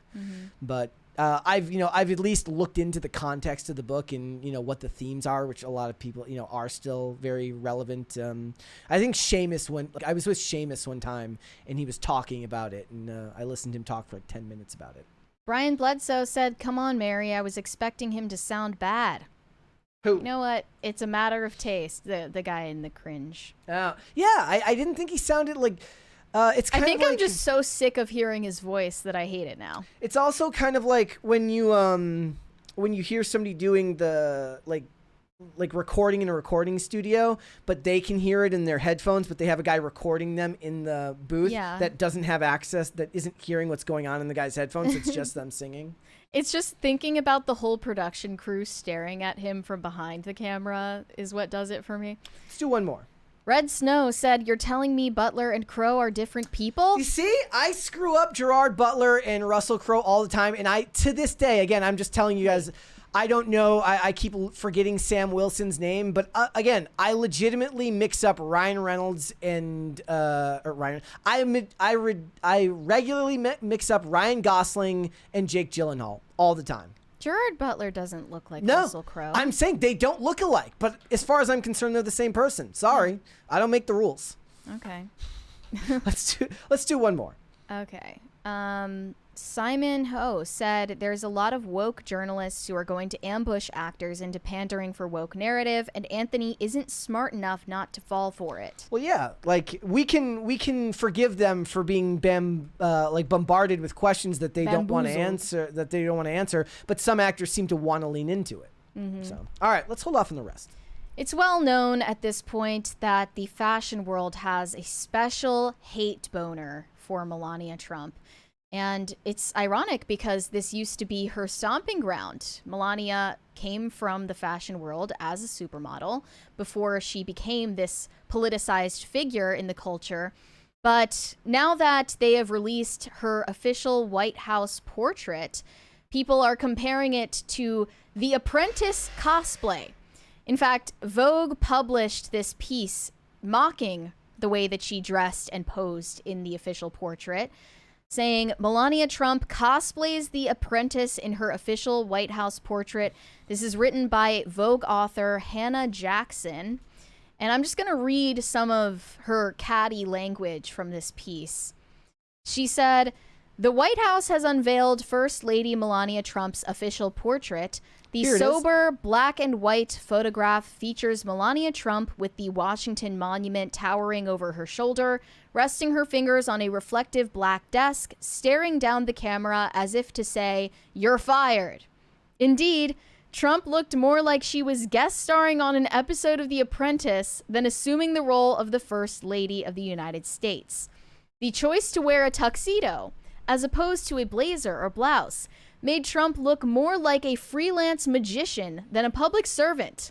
It's perhaps unsurprising that a woman who lived in a gold-encrusted penthouse, whose fame is so intertwined with a reality television empire, would refuse to abandon theatrics even when faced with 248 years of tradition."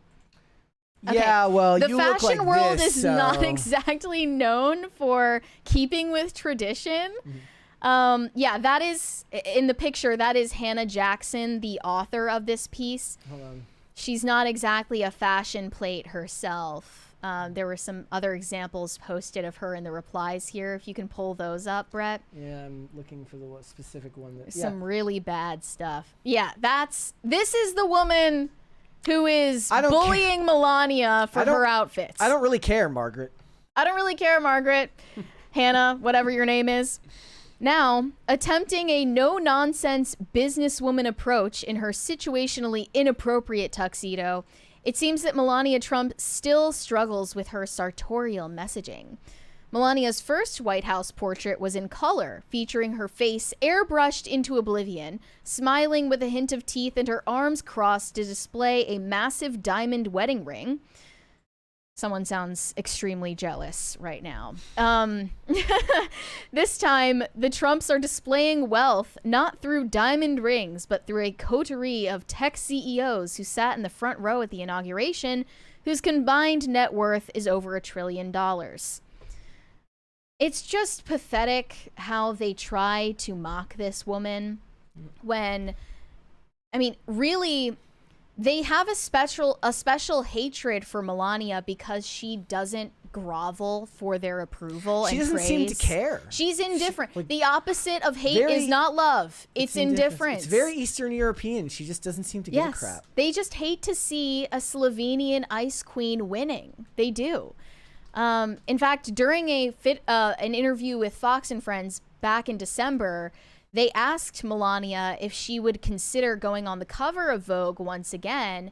And a lot of people don't remember this, but back when Melania and Donald Trump were not these polarizing figures in the media, they were heavily celebrated in the media. And back when they got married in 2005, Melania did, in fact, grace the cover of Vogue. And she really was being unequivocally celebrated by the fashion world at that time. But she said she's not interested, actually, in being on the cover of fashion magazines anymore. Yep. She said, in response to this question, "You're in the White House and you're not on the cover of any of these magazines. Do you think that will change? And would you say yes to them, to Vogue, to People, whatever?" Melania said, "Look, I've been there on the covers, on the cover of Vogue, on the cover of many magazines before. And we have so many other important things to do than be on the cover of any magazine. I think that life wouldn't change for anybody if I'm on the cover." Which is true. That sounds like a very detached Eastern European view of the world, too, which I love. Yeah. Yeah. And that's what they hate so much. They're seething in the corner at her attitude of indifference to them. I love it. Like all of these jealous women. They have this weird obsession with her hating Trump. They really they love writing fan fiction about her. They really want to believe that they don't actually care about each other. In fact, they even psychoanalyzed her outfit at the inauguration with the hat to mean that she's communicating dissatisfaction with her marriage. So they're just constantly writing fan fiction about how she wants to divorce Trump, that she hates her husband, that she hates his career. I saw your post about skinny jeans. Is she single-handedly bringing skinny jeans back? Yeah. I mean, I fully believe that. Okay. People aren't ready for it. They aren't ready. I mean, it's probably about 10 years too early when we talk about the cyclical nature of fashion, right? It's like but the cycles are getting shorter, so because of the internet, right? It's exactly. like every 30. It used to be like every 30 years, and now it's every 20 years or something. As far as I could tell, skinny jeans have been back. It's just not something you see in real life quite yet.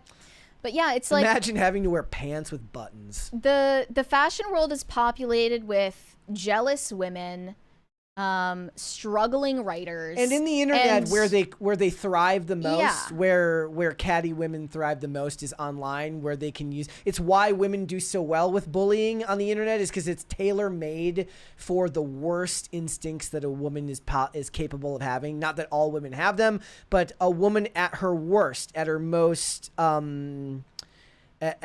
desirous of harming another person, it's through social ostracization and bullying. Online, and that's best done on the internet.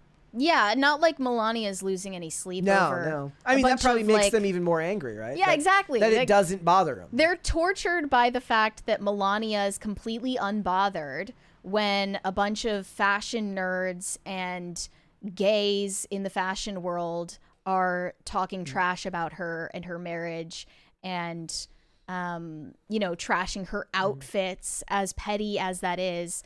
They can't stand how indifferent she is. There were a couple of comments calling out Vogue for their piece, saying, "Your opinions are trash and based purely on politics. It's pathetic. Melania is beautiful and elegant. Vogue are haters and prove their positions are purely political. You all worshipped Jill Biden. LOL." And it's true. They put Jill Biden on the cover of Vogue after she was in the White House, but they will afford Melania no such attention out of a statement of disapproval to this administration. Despite the fact that she was on the cover not very long ago. I mean, relatively short time ago. If people want to talk about like healing the divide and the clear bias that's felt by the media, maybe if you can't stomach doing it for Emperor Trump, you could do it for Melania, and that would be a great way to start showing people that you can be a little bit unbiased. You may not want to write positive articles or even neutral articles about Donald Trump, but maybe writing something neutral or positive about the First Lady, you know, for something as simple and basic as her portrait photo would be a great way to signal to people that you're not biased as people imagine you to be. I don't think that the fashion world or the journalist class is going to adapt that way, but that's what I'm hoping to see from the Amazon documentary that's being produced about Melania. I mean, but they're financially invested in that, so I don't expect it. Like, it wouldn't be a groundbreaking thing for that to be neutral because they're financially invested in that project. Like, now if we got an unauthorized documentary that they weren't involved with, that they didn't have any control over, and it treated them fairly, that would be impressive. But, you know, the second they get involved, you expect there to be some fingers on the scale of how it looks. Yeah. But, you know, again, if you can't bring yourself to saying nice things about him, saying nice things about his wife, you know, might be a good way to show people we're not as biased as you think we are, even if you always were and you're trying to bring your Overton window back to slightly closer to center. Also, I don't know if you've seen these posts lately, but there are a lot of leftists writing fan fiction about Barron Trump too. Me and you have vastly different algorithms. I don't get stuff like that. He attends NYU now. You know that. Yes. And they're writing all of these posts about how he's probably dating leftist girls who go to FIT in New York, who are like some lib.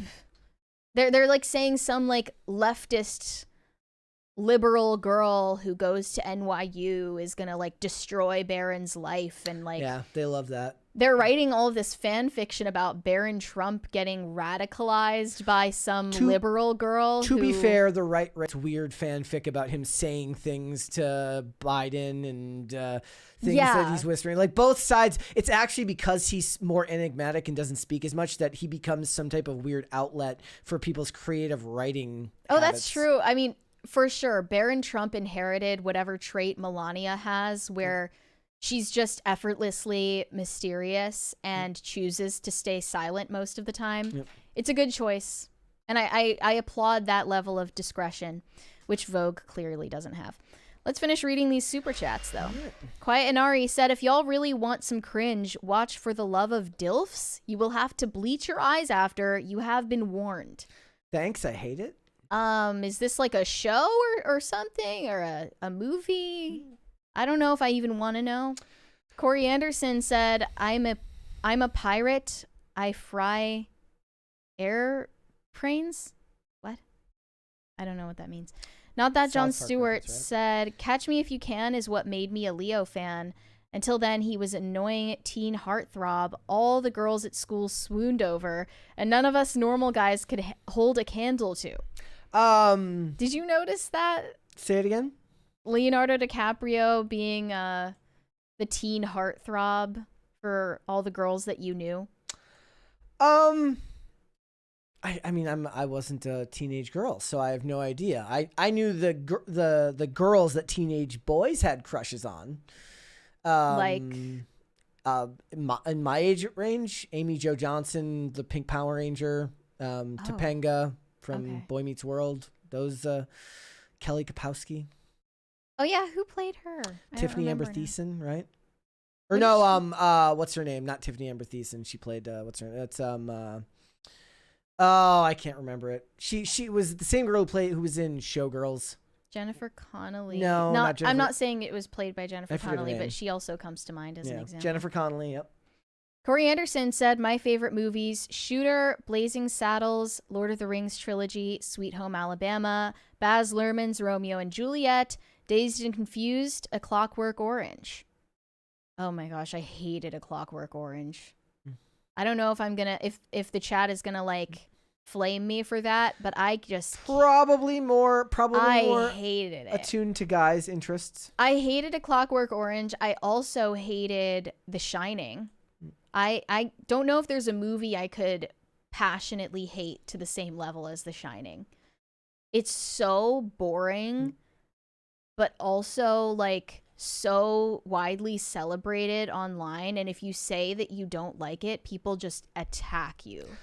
Thank you guys. Tiffany Amber Thiessen did play Kelly Kapowski. Again, that one was a little bit before my time. I don't know which character Elizabeth Berkley played. Funnily enough, because Elizabeth Berkley was in Showgirls, but I remember before I didn't see Showgirls till I was many, many years older, and it was by far not scandalous at that point. But she ended up playing like Horatio Cane's estranged, nutty ex-wife in CSI Miami, and it didn't really feel like she was playing a character. Like, she seemed oddly suited for that role. Like, the type of woman who's like, she's got sharp features, she's very, very traditionally attractive, but you know, they had a son together. She looks like she could ruin your life, and when you're done, you're probably like, worth it. Like, he was probably like, worth it, but he was such a... That's definitely what Johnny Depp thought. Yeah. Like, yeah, she was Jessie Spano. Mm-hmm. Yeah. Never liked her character, though. She was the most annoying character in that show. Again, not one that I... Like, worse than Screech. There's a couple of shows... She was like a massive feminist. I think that was the whole point of her character. Yeah. Like, Jessie Spano was like the quintessential feminist environmentalist who like wears crochet vests. But that at that time meant something different now. Not like... And like she secretly loved the machismo of Slater. But the point is like at that time, that was played as like, look how quirky this person is for being like that. Now that character is played as, you're weird for not being like that. And of course, if they wrote a character like Slater, then he would be like villainized for... Yeah. I don't know, harassing her. The what's weird is, okay, so there's some shows that I never saw that I really want to get around to watching, like Party of Five, which was just one of those shows for young adults when I was a kid. That I like the idea of watching those shows now because you get to see just how far how much has changed in society. How so far we've fallen. I tried watching Dawson's Creek, and within 2 episodes, one of the characters is having an affair with his teacher. And she's not portrayed in a villainous way. It's just like, oh, that's what, you know, Yeah. she made a mistake. It's very, very interesting just how different things were back then. And the character's name is Pacey, which is one of the worst names you could ever give a character. I think Ryle Kincaid definitely tops it, actually.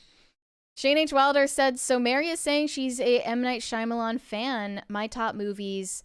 Oh, yeah, that's right. There were like 3 M. Night Shyamalan movies. Fritz like Lang's Unbreakable? M, The Exorcist, The Crow, I Remember Mama, How Green Was My Valley. Do you did you like Unbreakable, the M. Night Shyamalan movie? What's that about? Can you remind me? He's like the superhero. It becomes a superhero movie at the end with Samuel L. Jackson and Bruce Willis. I don't think I even saw that. That one might be worth watching. What is it about, though? It's been so long since I've seen it, but I watched but then Split got made like many years later, and everyone hated Split. Yeah, didn't they? Well, I couldn't tell if they hated it for the movie itself being bad or if they hated it because it spread misinformation about multiple personality disorder. Yeah, they were all saying it was like propaganda, bad for mental health advocacy, which is lame. Most cop shows do at least one episode about dissociative identity disorder, and all those episodes usually get roundly criticized in the self-important IMDb reviews, which I love to go through and watch. Yeah, and they did one. There was a Criminal Minds episode where a guy has dissociative identity, and his dissociated identity is a woman. Okay. And that episode's reviews are not good now because they're saying it's anti-trans and yeah. Yep. But that's literally something that happens with people who have that disorder. They can have alternate personalities that are different. Split was the one they liked. It was the one after that didn't get as good of reviews, right? It was the one that they made there's a third one after that. I forget what that one was called. Old? No. Wait, what do you mean? From M. Night Shyamalan? Yeah, Split was good. It was well liked from what I remember. Knock at the Cabin. It was before Knock at the Cabin. Old was before Knock at the Cabin, but I thought a lot of people really liked Glass. Thank you. Glass was the third one. I haven't even heard of that. I don't know. Yep. Corey Anderson said, Thank you, guys. Glass. I won't read the whole thing. This trans person has good tweets. Well, you can't find them now. Red Snow said, okay, hear me out. John Wick 1, best slop of all time. I wouldn't consider John Wick 1 slop. I didn't even think that John Wick 4 was slop, to be honest. I didn't think it was slop. I think that... I think way too much thought goes... Like, you could make some critique. There's definitely some shortcomings in, like, the high table and, like, all of these things where it just gets more and more preposterous as it goes along. At the very least, I think there's an argument to be made that once it gets into John Wick 3 and beyond, it could be considered slop. But I think that 1 and 2 are done well enough and adhere close enough to the story. Like the fact that at the end of John Wick 2, he has to go on the run because of a death, because of the murder at the Continental. It stays enough within the lore to not consider it slop. Surinko Productions said, speaking of someone faking their death to become a woman, Becoming Brigitte by Candace Owens comes out today, and I'm so hype. Yeah, I haven't really kept up with her coverage of that rumor. Have you heard about this? People think that Brigitte Macron is a man. Yeah. I see that stuff, and I imagine that that's kind of one of those things where the people who really like to talk about it really like to talk about it. It becomes like a big thing for them. There's nothing I could care about less. Like literally on a list of 1,000 things, maybe that and like Pete Buttigieg's political record. But it's just like once we find out that Brigitte Macron is actually a man, what happens then? Like, who cares? Well, I'm saying like nothing happens. Nothing ever happens. Like nothing. It's not about something happening, right? It's about the journey. It's the love of the chase. It's that I remember it was Dean Hagland who said he was talking in a podcast about like the tragedy of the conspiracy theorists is like all you get in the end is I told you so. Yeah. Like nothing. Like the bad thing still happens. Right. You just get to say I told you so, and that doesn't count for much in the end. Mm-hmm. I saw this clip of Alex Jones yesterday where he's like, all of you who love the system, enjoy it.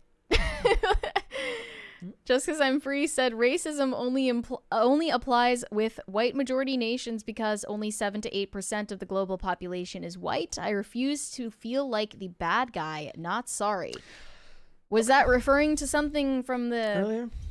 To the offensive tweets? I don't know. Yeah. I said we should get to 5 crisis parties today. Just as an aside, I said it in the chat. I said 5 crisis parties. Let's go. We're at like 3.5.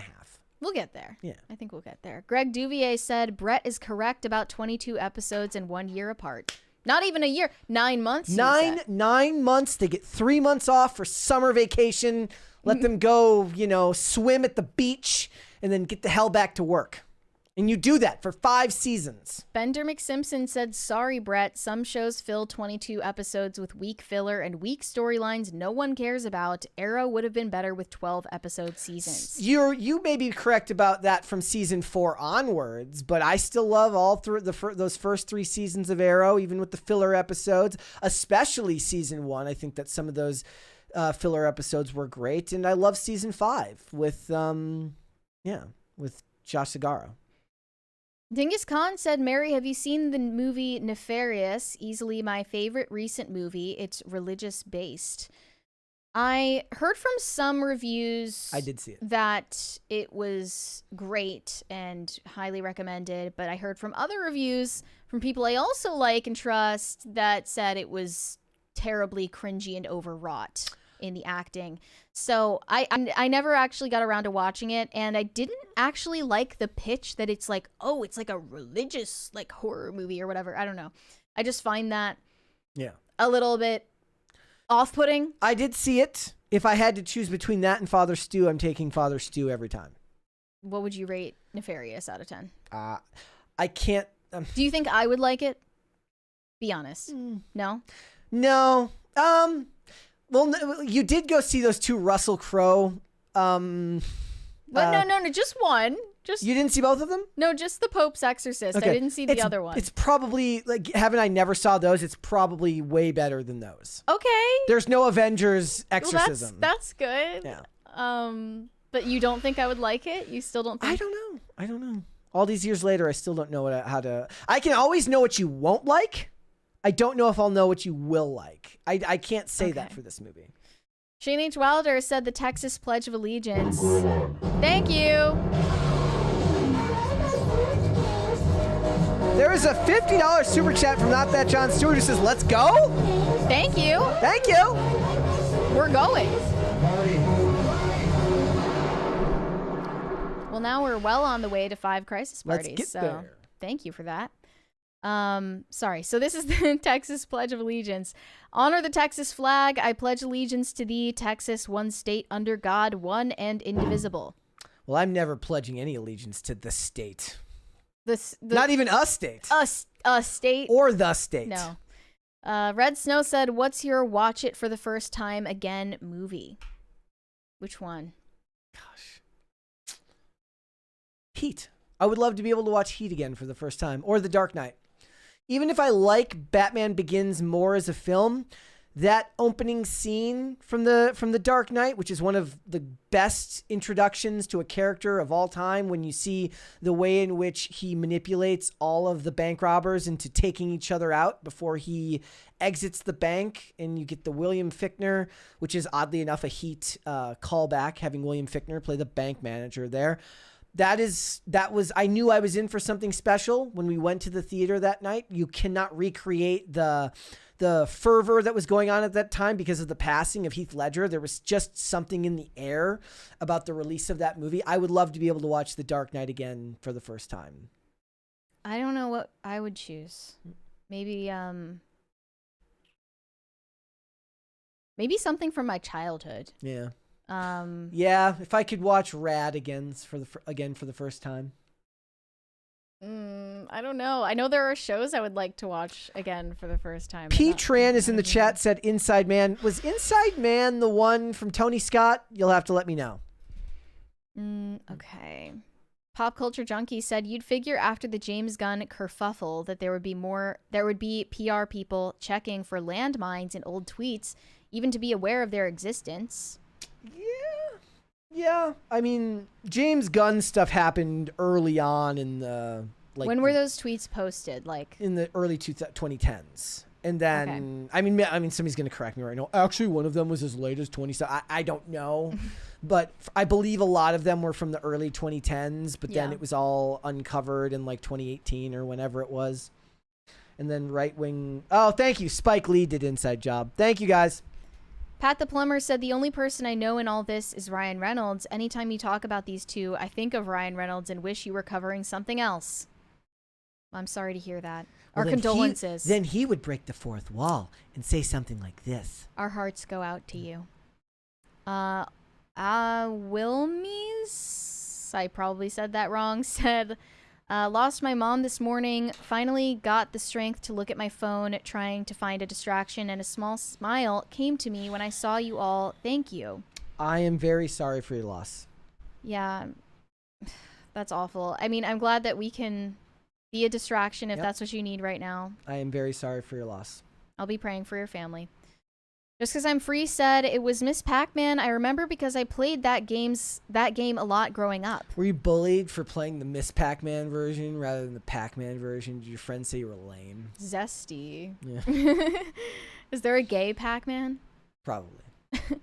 Pat the Plumber said, Mary can be one of the ghosts in Pac-Man. I'm right here. Yeah. When's the casting call? I'll do it. Shane H. Wilder said there was a Pac-Man cartoon. Pac-Man and Miss Pac-Man were married with a Pac baby, Pac dog, Chomp Chomp, and Pac cat, Sourpuss. That's awesome. So they weren't brother and sister. Yeah. Or they were and they were married. I saw some. I don't know. This is getting weird. Yeah. I did see somewhere that apparently they're debuting because all of these movies are debuting their trailers, a lot of trailers at the Super Bowl. I'm looking forward to that Scarlett Johansson Jurassic Park Rebirth trailer, which comes out on my birthday. Let's go. That they're going to debut the Superman trailer at the Puppy Bowl. Oh. Get it? Because Crypto the dog is in the movie. Yeah. Yeah. Everyone loved the dog. They did. I mean, James Gunn knows what works. No, I thought most people were saying it was stupid that they included the dog. No, in the a lot of people like the dog. I saw like all these people hating on it. Well, those people are stupid. Even Phil said that he didn't like that the dog was in it. Well, you know. I guess his At least opinion he's doesn't wrong matter. with conviction. Sketch Therapy said Pac-Man's brother, Miss Pac-Man, is first trans in gaming. I didn't know about He has a that. brother? I don't know. Just Cause I'm Free said, love how everyone in the chat has so much video game knowledge. Or they're just making it up as they go along. That's how it sounds. Omega Red Fan said, is Nice Pool a psyop? Seems like it. Could be. A psyop? What Well, makes it a psyop? It wasn't really a... I mean, it was just a mockery of this guy that him and his wife hate. Well, and, and then there was the whole thing with the end credits. Yes, so they credited a pseudonym, Gordon Reynolds, with playing Nice Pool in the credits of Deadpool and Wolverine. And then, similarly, they also added Gordon Reynolds as a credit at the end of It Ends With Us. So they got to for the slip it into rooftop his own scene. movie. Right. So it was all planned to get a dig at Justin Baldoni, unbeknownst to him, in his own movie. Imagine how petty you have to be to do that. Like, this isn't something that they did on a whim. People had to be called. They were snickering about it together. People had to be called. Emails had to be sent. Graphics had to be created.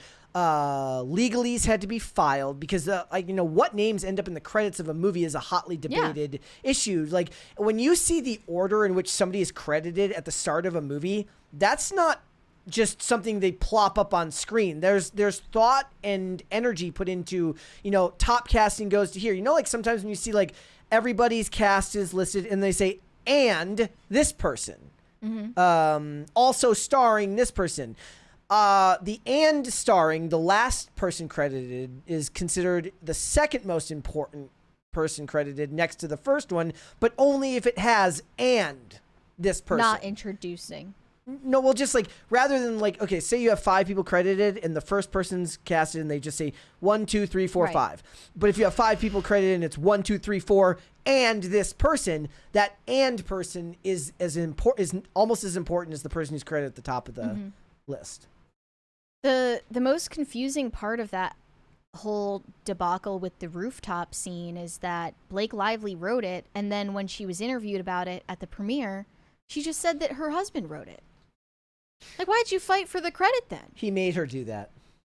I don't understand, like, where's the logic? You wanted credit. Yeah. You wanted everyone to recognize how... She's worried they won't like it, so she just blames him. Right? Like, Yeah. what's... She doesn't okay. take credit till after people say they like it. Drewish AF of Christendom said, fact check, you said it out loud, now it's canon. Said what out loud? I'm so confused. I don't know. Hiroshima Otaru said, Gerard Butler is Dark Crow. Red Snow said, I feel as though it's been a minute since I reminded y'all to praise Space King. Also, be positive, blood sign. There is no reason to be negative, blood sign. Okay. Shane H. Wilder said, I don't think Melania cares what some bloviating millennial cat mom that looks like she was dressed by a post-punk Helen Keller says. Only I bloviate on here. Pontificate and bloviate.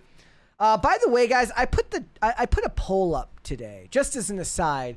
I asked you what you prefer, chateau or chalet. This is important. It's an insult. If you ever have like a rich, hoity-toity person you want to make fun of, you say, you look like you know the difference between a chateau and a chalet, which I don't know the difference. Mary had to explain it to me, and she looked it up online. Right now, chateau is winning with 69% of the vote. I voted chateau, but do you want I to honestly explain? still... Do you want to explain the difference again? Chateau is a French country house Okay. named after a vineyard, and a chalet is a cottage in a mountainous, snowy area. Yeah. I think those are the definitions. Brian Bledsoe said, I confused Anthony Mackie and Aldous Hodge, also Channing Tatum and John Cena all the time. Yeah. So Aldous Hodge is great, and he's actually probably one of the actors that should be getting even more work these days. But I wouldn't have confused him for Anthony Mackie. For Anthony Mackie. I kind of see it, I guess, but they also have very different vocal deliveries. So depending on how much and I've just seen way more of Aldous Hodge's stuff than I have of Anthony Mackie. Anthony Mackie just constantly has this very smug look on his face. He can't wipe this smug little smile. Have you seen it? Yeah. He's constantly pursing his lips like that. Yeah. Like, can someone just get him to stop doing that? It makes me uncomfortable. Corey Anderson said, Mary, say the pirate super chat with a Chinese accent. No. Red Snow said, P.S. Fork hiccups proceeds to have hiccups. What? None of these super chats make any sense to me. Pat the Plumber said, Pacey was the only celebrity I was ever told I looked like. I'm D-list. Joshua Jackson. I mean, that's also Charlie Conway in Mighty Ducks. There's nothing wrong with that. But he's D-list. He's also, what's his name from Fringe, and Fringe is great. Pete Donovan said, Happy Friday, y'all, and happy eve of the first of Hoctuary? Hoctuary? I mean Febtober? Or should I say Happy Febtober Trebek? If you know, you know. What language are you speaking? Okay, DCNC said Roku came in gold each night on my week-long skiing holiday. Hashtag Team Roku. You have a fellow traveler. Ah, a man of culture, I see. That was so unbelievably smart to not chain yourself to basic cable while traveling and to bring a small handheld device that you could then plug into the TV and have access to all the streaming services that you're paying for already. You, my friend, are smart. Gordon Shumway said, I liked Split, but honestly, it was kind of like just re-watching another version of Identity without the surprise ending. I never got around to watching Split. I think I started it and gave up. Corey Anderson said, do a movie review on The Crying Game? What is that? You can't make me. What is that? I don't know. Can't make me. Red Snow said, I think Brad and I disagree on Slop. John Wick is great at what it wants to do, but it's not deep. Sometimes you want stuff and sometimes you want depth. No, I don't want depth. I don't really care. Yeah. I don't need depth. I don't either. It's just the kind of slop that you're talking about, I cannot countenance. Like me and when you it's like just different type of slop. CGI slop, Yeah. my brain turns off and not in a good way. Yeah. Pete Donovan said, Mary, that reverse proposal video you shared on X earlier made me nauseous. LOL. I'd feel so emasculated if a woman did that to me. Thank you. It's Peter Bishop. So what did you share? I posted this video of a woman proposing to her boyfriend. I'm telling you, Hollywood has tried for years to make that the norm. They have tried really hard to make you be okay with, with a guy being proposed to. Like, are you thinking of an example in a movie or a TV show where shows. that happened? I remember when they did it in NCIS LA where they had Kenzie. Deeks proposes to Kenzie twice and she turns him down, and then finally she proposes to him at the end of season 8 with the pin from a grenade. Is it supposed to be cute? Yeah, in a way. Yeah. If you're a woman who proposes to her boyfriend, something went severely wrong in the way that you were raised or in your relationship or both. There is just no reason to be embarrassing yourself like that. Greg Duvier said 5 seasons and a movie. Yeah, I don't even need the movie. I mean, the X-Files did that. They did 5 seasons in a movie, but then the show had such great ratings that they had to bring it back for seasons 6, 7, 8, and 9. The movie tends to ruin the vibe, in my opinion. I do recommend, if you can find X-Files Fight the Future, the movie, even if you've never seen the show, I challenge you to watch it and not still enjoy the movie. You don't have to be an X-Files fanatic to love that movie. Red Snow said 2 more because redacted. Don't know what that means either. We're getting we're a little over halfway to Crisis Party 5. We're gonna get there. I think so. Sketch Therapy said, my point is that the word man is in Miss Pac-Man. Weird. Okay. Weird. I didn't really take notice of that. Shane H. Wilder said the Pac-Man cartoon was from Hanna-Barbera and reran on Boomerang. You can probably find it on YouTube or Fubu with ads. Well, I can't wait to go subscribe for $12.99 a month on Fubu. There's actually a Fubo. There's a Fubo, yes. Olivia signed up for the free trial so that she could watch the Lions game. And I was like, we're literally the meme. We're in hell. We're on Fubo with ads. We're in hell. I'm going to start a streaming service that's just called Hell. Hell with ads. Hell with ads. In fact, that's probably what hell is. I used to imagine that hell was staying in a really bad motel next to like a noisy ice machine. But hell is actually probably a TV that you can't quite hear with ads. Yeah. Yeah. Just constant static noise with ads. Greg Duvier said, Brett and Mary on IRL tonight. Let's go. Brett is on IRL tonight. I am going to be on IRL tonight. Unfortunately for all of you, but I will be there to. They wanted you on. I will be there to distract and derail. Don't worry. They were asking after you. Red Snow said, don't know the difference, but chalet sounds cooler. I think chateau sounds cooler. I disagree.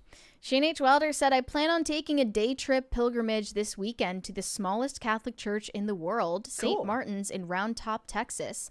It's only 192 square feet. I'll pray for everyone's intentions while there. Thank you. Oh, also, in case anybody thought I was making it up about the stuff about having "and" in credits, I was just looking at this. No one thought you were making I it saw up. somebody in the chat. I think I saw Woden Shot saying that I was making Someone was fanfic. counter-signaling. In film and television credits, with an "and" followed by an actor's name are often used to highlight their status or special contributions to the project, even if they are among the prominent leads. Here's a breakdown, and one of them specifically points out in cases where an actor is a prominent figure but not the central lead, with or and credits signify the importance without placing them at the very forefront of the casting. Thank you for coming to my TED. So, So take that, you incels. Take that, you incels. He told you so. Ultimate McGoth said, bleh. I don't know what you're referring to, but okay. Red Snow said, can y'all define your versions of slop? I'm curious because something that's really good, John Wick, Doom Eternal, is very one note, but a good note.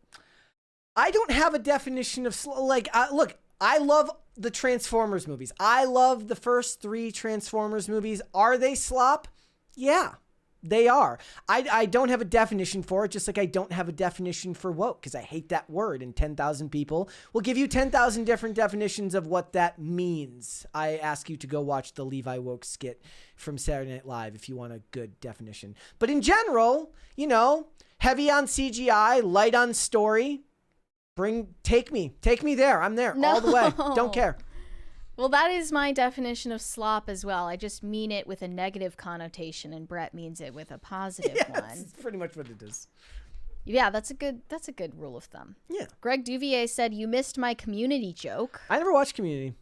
I never did either, so that makes sense that I missed your Community joke. I don't watch sitcoms. So I don't watch that. I don't watch Modern Family. Didn't watch any of it. Woden Shot says, I'm sorry, Brett. You didn't have to super chat to say that. Look, just because I have to prove myself right, that's just because I'm doing my job correctly, ladies and gentlemen. All right. Well, I guess we're all caught up on the super chats. And here I was thinking that we were going to get the 5th crisis party. Unless someone wants to save it at the last minute and give us that 5th crisis party, but it looks like it's time to wrap up. I guess that means that we're going to have to do the NPR outro. We have another from Pete Donovan. This is now officially a hostage party. Let's go. Okay. Well, Mary, where can they that's find yet to be you? determined. You can send me validation on Instagram at Mary Archived, or you can send me hate on X. That is also Mary Archived. All right.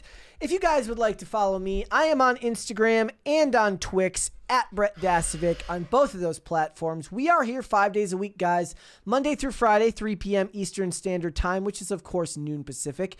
Amazon Music, Apple Podcast, Pandora, and Spotify. If you would like to listen rather than watch the show, you can rate and review on Spotify and Apple Podcasts. Doing so helps the show greatly. And if you want to follow the show on social media, we are on Twix at popculture_show, Facebook at Pop Culture Crisis, Instagram at Pop Culture Crisis Pod. I will be on Timcast IRL tonight, derailing the conversation as I always do. Mary, we got a couple more there. We have a deluge of new super chats to get through. Mary Perry 98 said 2010 leap year has some hilarious dialogue on women proposing. 10 out of 10 movies. Excellent use of deluge, by the way. Thank you. Yes, that was great. High Voltage 75 said Valentine's Day, yay or nay? I have already purchased Valentine's Day gifts, so yay. I have an extremely unpopular opinion. I am in favor of Valentine's Day. It is a Catholic feast day, by the way, of Saint Valentine. So I implicitly endorse it because of that. But I have an unpopular take that people are going to get mad at. Some people. Let's go. Some people are going to get mad. I don't believe in dating anniversaries. In fact, I find them objectionable. Oh, you mean like anything other than a wedding anniversary? If you have celebrated anything other than a wedding anniversary that is completely made up out of thin air, I don't believe in them. I object to them. I will never celebrate a dating anniversary. And I think that it gives certain women this feeling of, what would I say? I think that they're sublimating their desire for a wedding anniversary into the dating anniversary, and that's a huge reason I oppose it. But it's like, what are we celebrating the anniversary of? Just the day that he said that he when wanted you met? to... Yeah. What? Like what? When you officially started dating. To me, that's just like so trivial, but maybe I'm just a heartless wench and I'll never understand. I don't know. Well, luckily, I oppose it. I mean, that's my hot take. I mean, I'm going to be having a wedding anniversary eventually because I'm going to be getting married soon, so that's good. Congrats in advance. Yes. Thank you. I'm just saying, if I got like a gift from my boyfriend for a dating anniversary, I straight up would be offended. I'm not kidding. Like, that's the type of person I am. The ick. I would get the ick from that. I would. Yurishima Otaru said, Woden shot, I am going to tell Shane you super chat PCC. Oof. This is going to turn into a battle. Outed. New Guy Don't Haze Me said, how do you determine what nights you guys join IRL? Does Tim just come and ask you on particular nights or something? Usually it's Serge who's in charge of delineating all of that. Yeah. So I should do so more, but sometimes I get done with post-production for the show and then I have to wait to go home because I don't want to hit traffic, and then I could stay, but sometimes I don't. I should do the show more, though. Red Snow asks, how far off are we? It looks like we're about like a cent away. We're getting there. But we're close to the fifth party. Shane H. Wilder said, worst change in a show was how they did the final season of Arrested Development. Why do each episode focusing on one character? I really don't like that. Look, I liked when Skins did that. When Skins UK did each episode focused on one character. Okay. I like when shows that are traditionally focused around one character give another character their own episode. So House used to do that. There's a great episode for Wilson and there's a great episode for Cuddy where instead of the focus being on House and his team, the focus is on one is on Wilson and one is on Cuddy. And what's fun about it is you get to see the way in which their day is suddenly interjected with his insanity. Right? Mm-hmm. So in the Cuddy episode, she's going about her business, trying to keep the hospital from burning down. And he's over here making bets with Wilson that he can try to get this guy to do something crazy to cure a disease. And she has to then go and stop it from happening because it's bad. And I love that. And then, or in the episode that's focused on Wilson, he needs to come to House for help with a patient that he is currently dealing with, who he is closer to than just patient and doctor. It's a guy that he's been friends with for years. So it's effective in including the main character, but only using them in a tertiary way. I love a good B plot. I just don't want to waste a whole episode on a B plot or a B character. Corey Anderson said they're gross. We all know this. Ooh. I don't know who you're talking about. Pete Donovan said, come on, guys, almost to another crisis party. We have reached the fifth crisis party. We are it just there. Hasn't gone off yet. Yep. Thank you for that. Shane H. Wilder said, remember, kids, when you're celebrating Valentine's Day, the day Saint Valentine was beheaded. Oof. Yeah. He's one of those saints that's a little more legendary. We don't know a lot of details about his life. But also, WWE or WWF did the St. Valentine's Day Massacre, which was the debut of Paul White as the Big Show, where he came up out of the ring and he threw Stone Cold Steve Austin against the cage. The cage broke and he ended up beating Vince McMahon. St. Valentine getting beheaded is more metal than that. Gotta be honest. Gordon Shumway said, Brett, hell would be being forced to listen to bad slam poetry by blue-haired feminist, followed by songs of your favorite artist, the great Bob Dylan, for hours upon hours with no end in sight. Yeah. A lifetime of listening to Bob Dylan would be hell. Nobody deserves that. No, it would be the worst thing for you would be watching a cringy musical performance by Bob Dylan. No, because I'd be like, he just totally I like bombs. it because he deserves it. Oh, okay. No, I mean I still wouldn't want to watch it, but no, having to watch a bunch of Bob Dylan would be awful. Or watching the Timothy Chalamet Bob Dylan biopic on repeat forever. Yeah. Ulvin McGoth said bleh, bleh? That's too blessed. Okay. Thank you.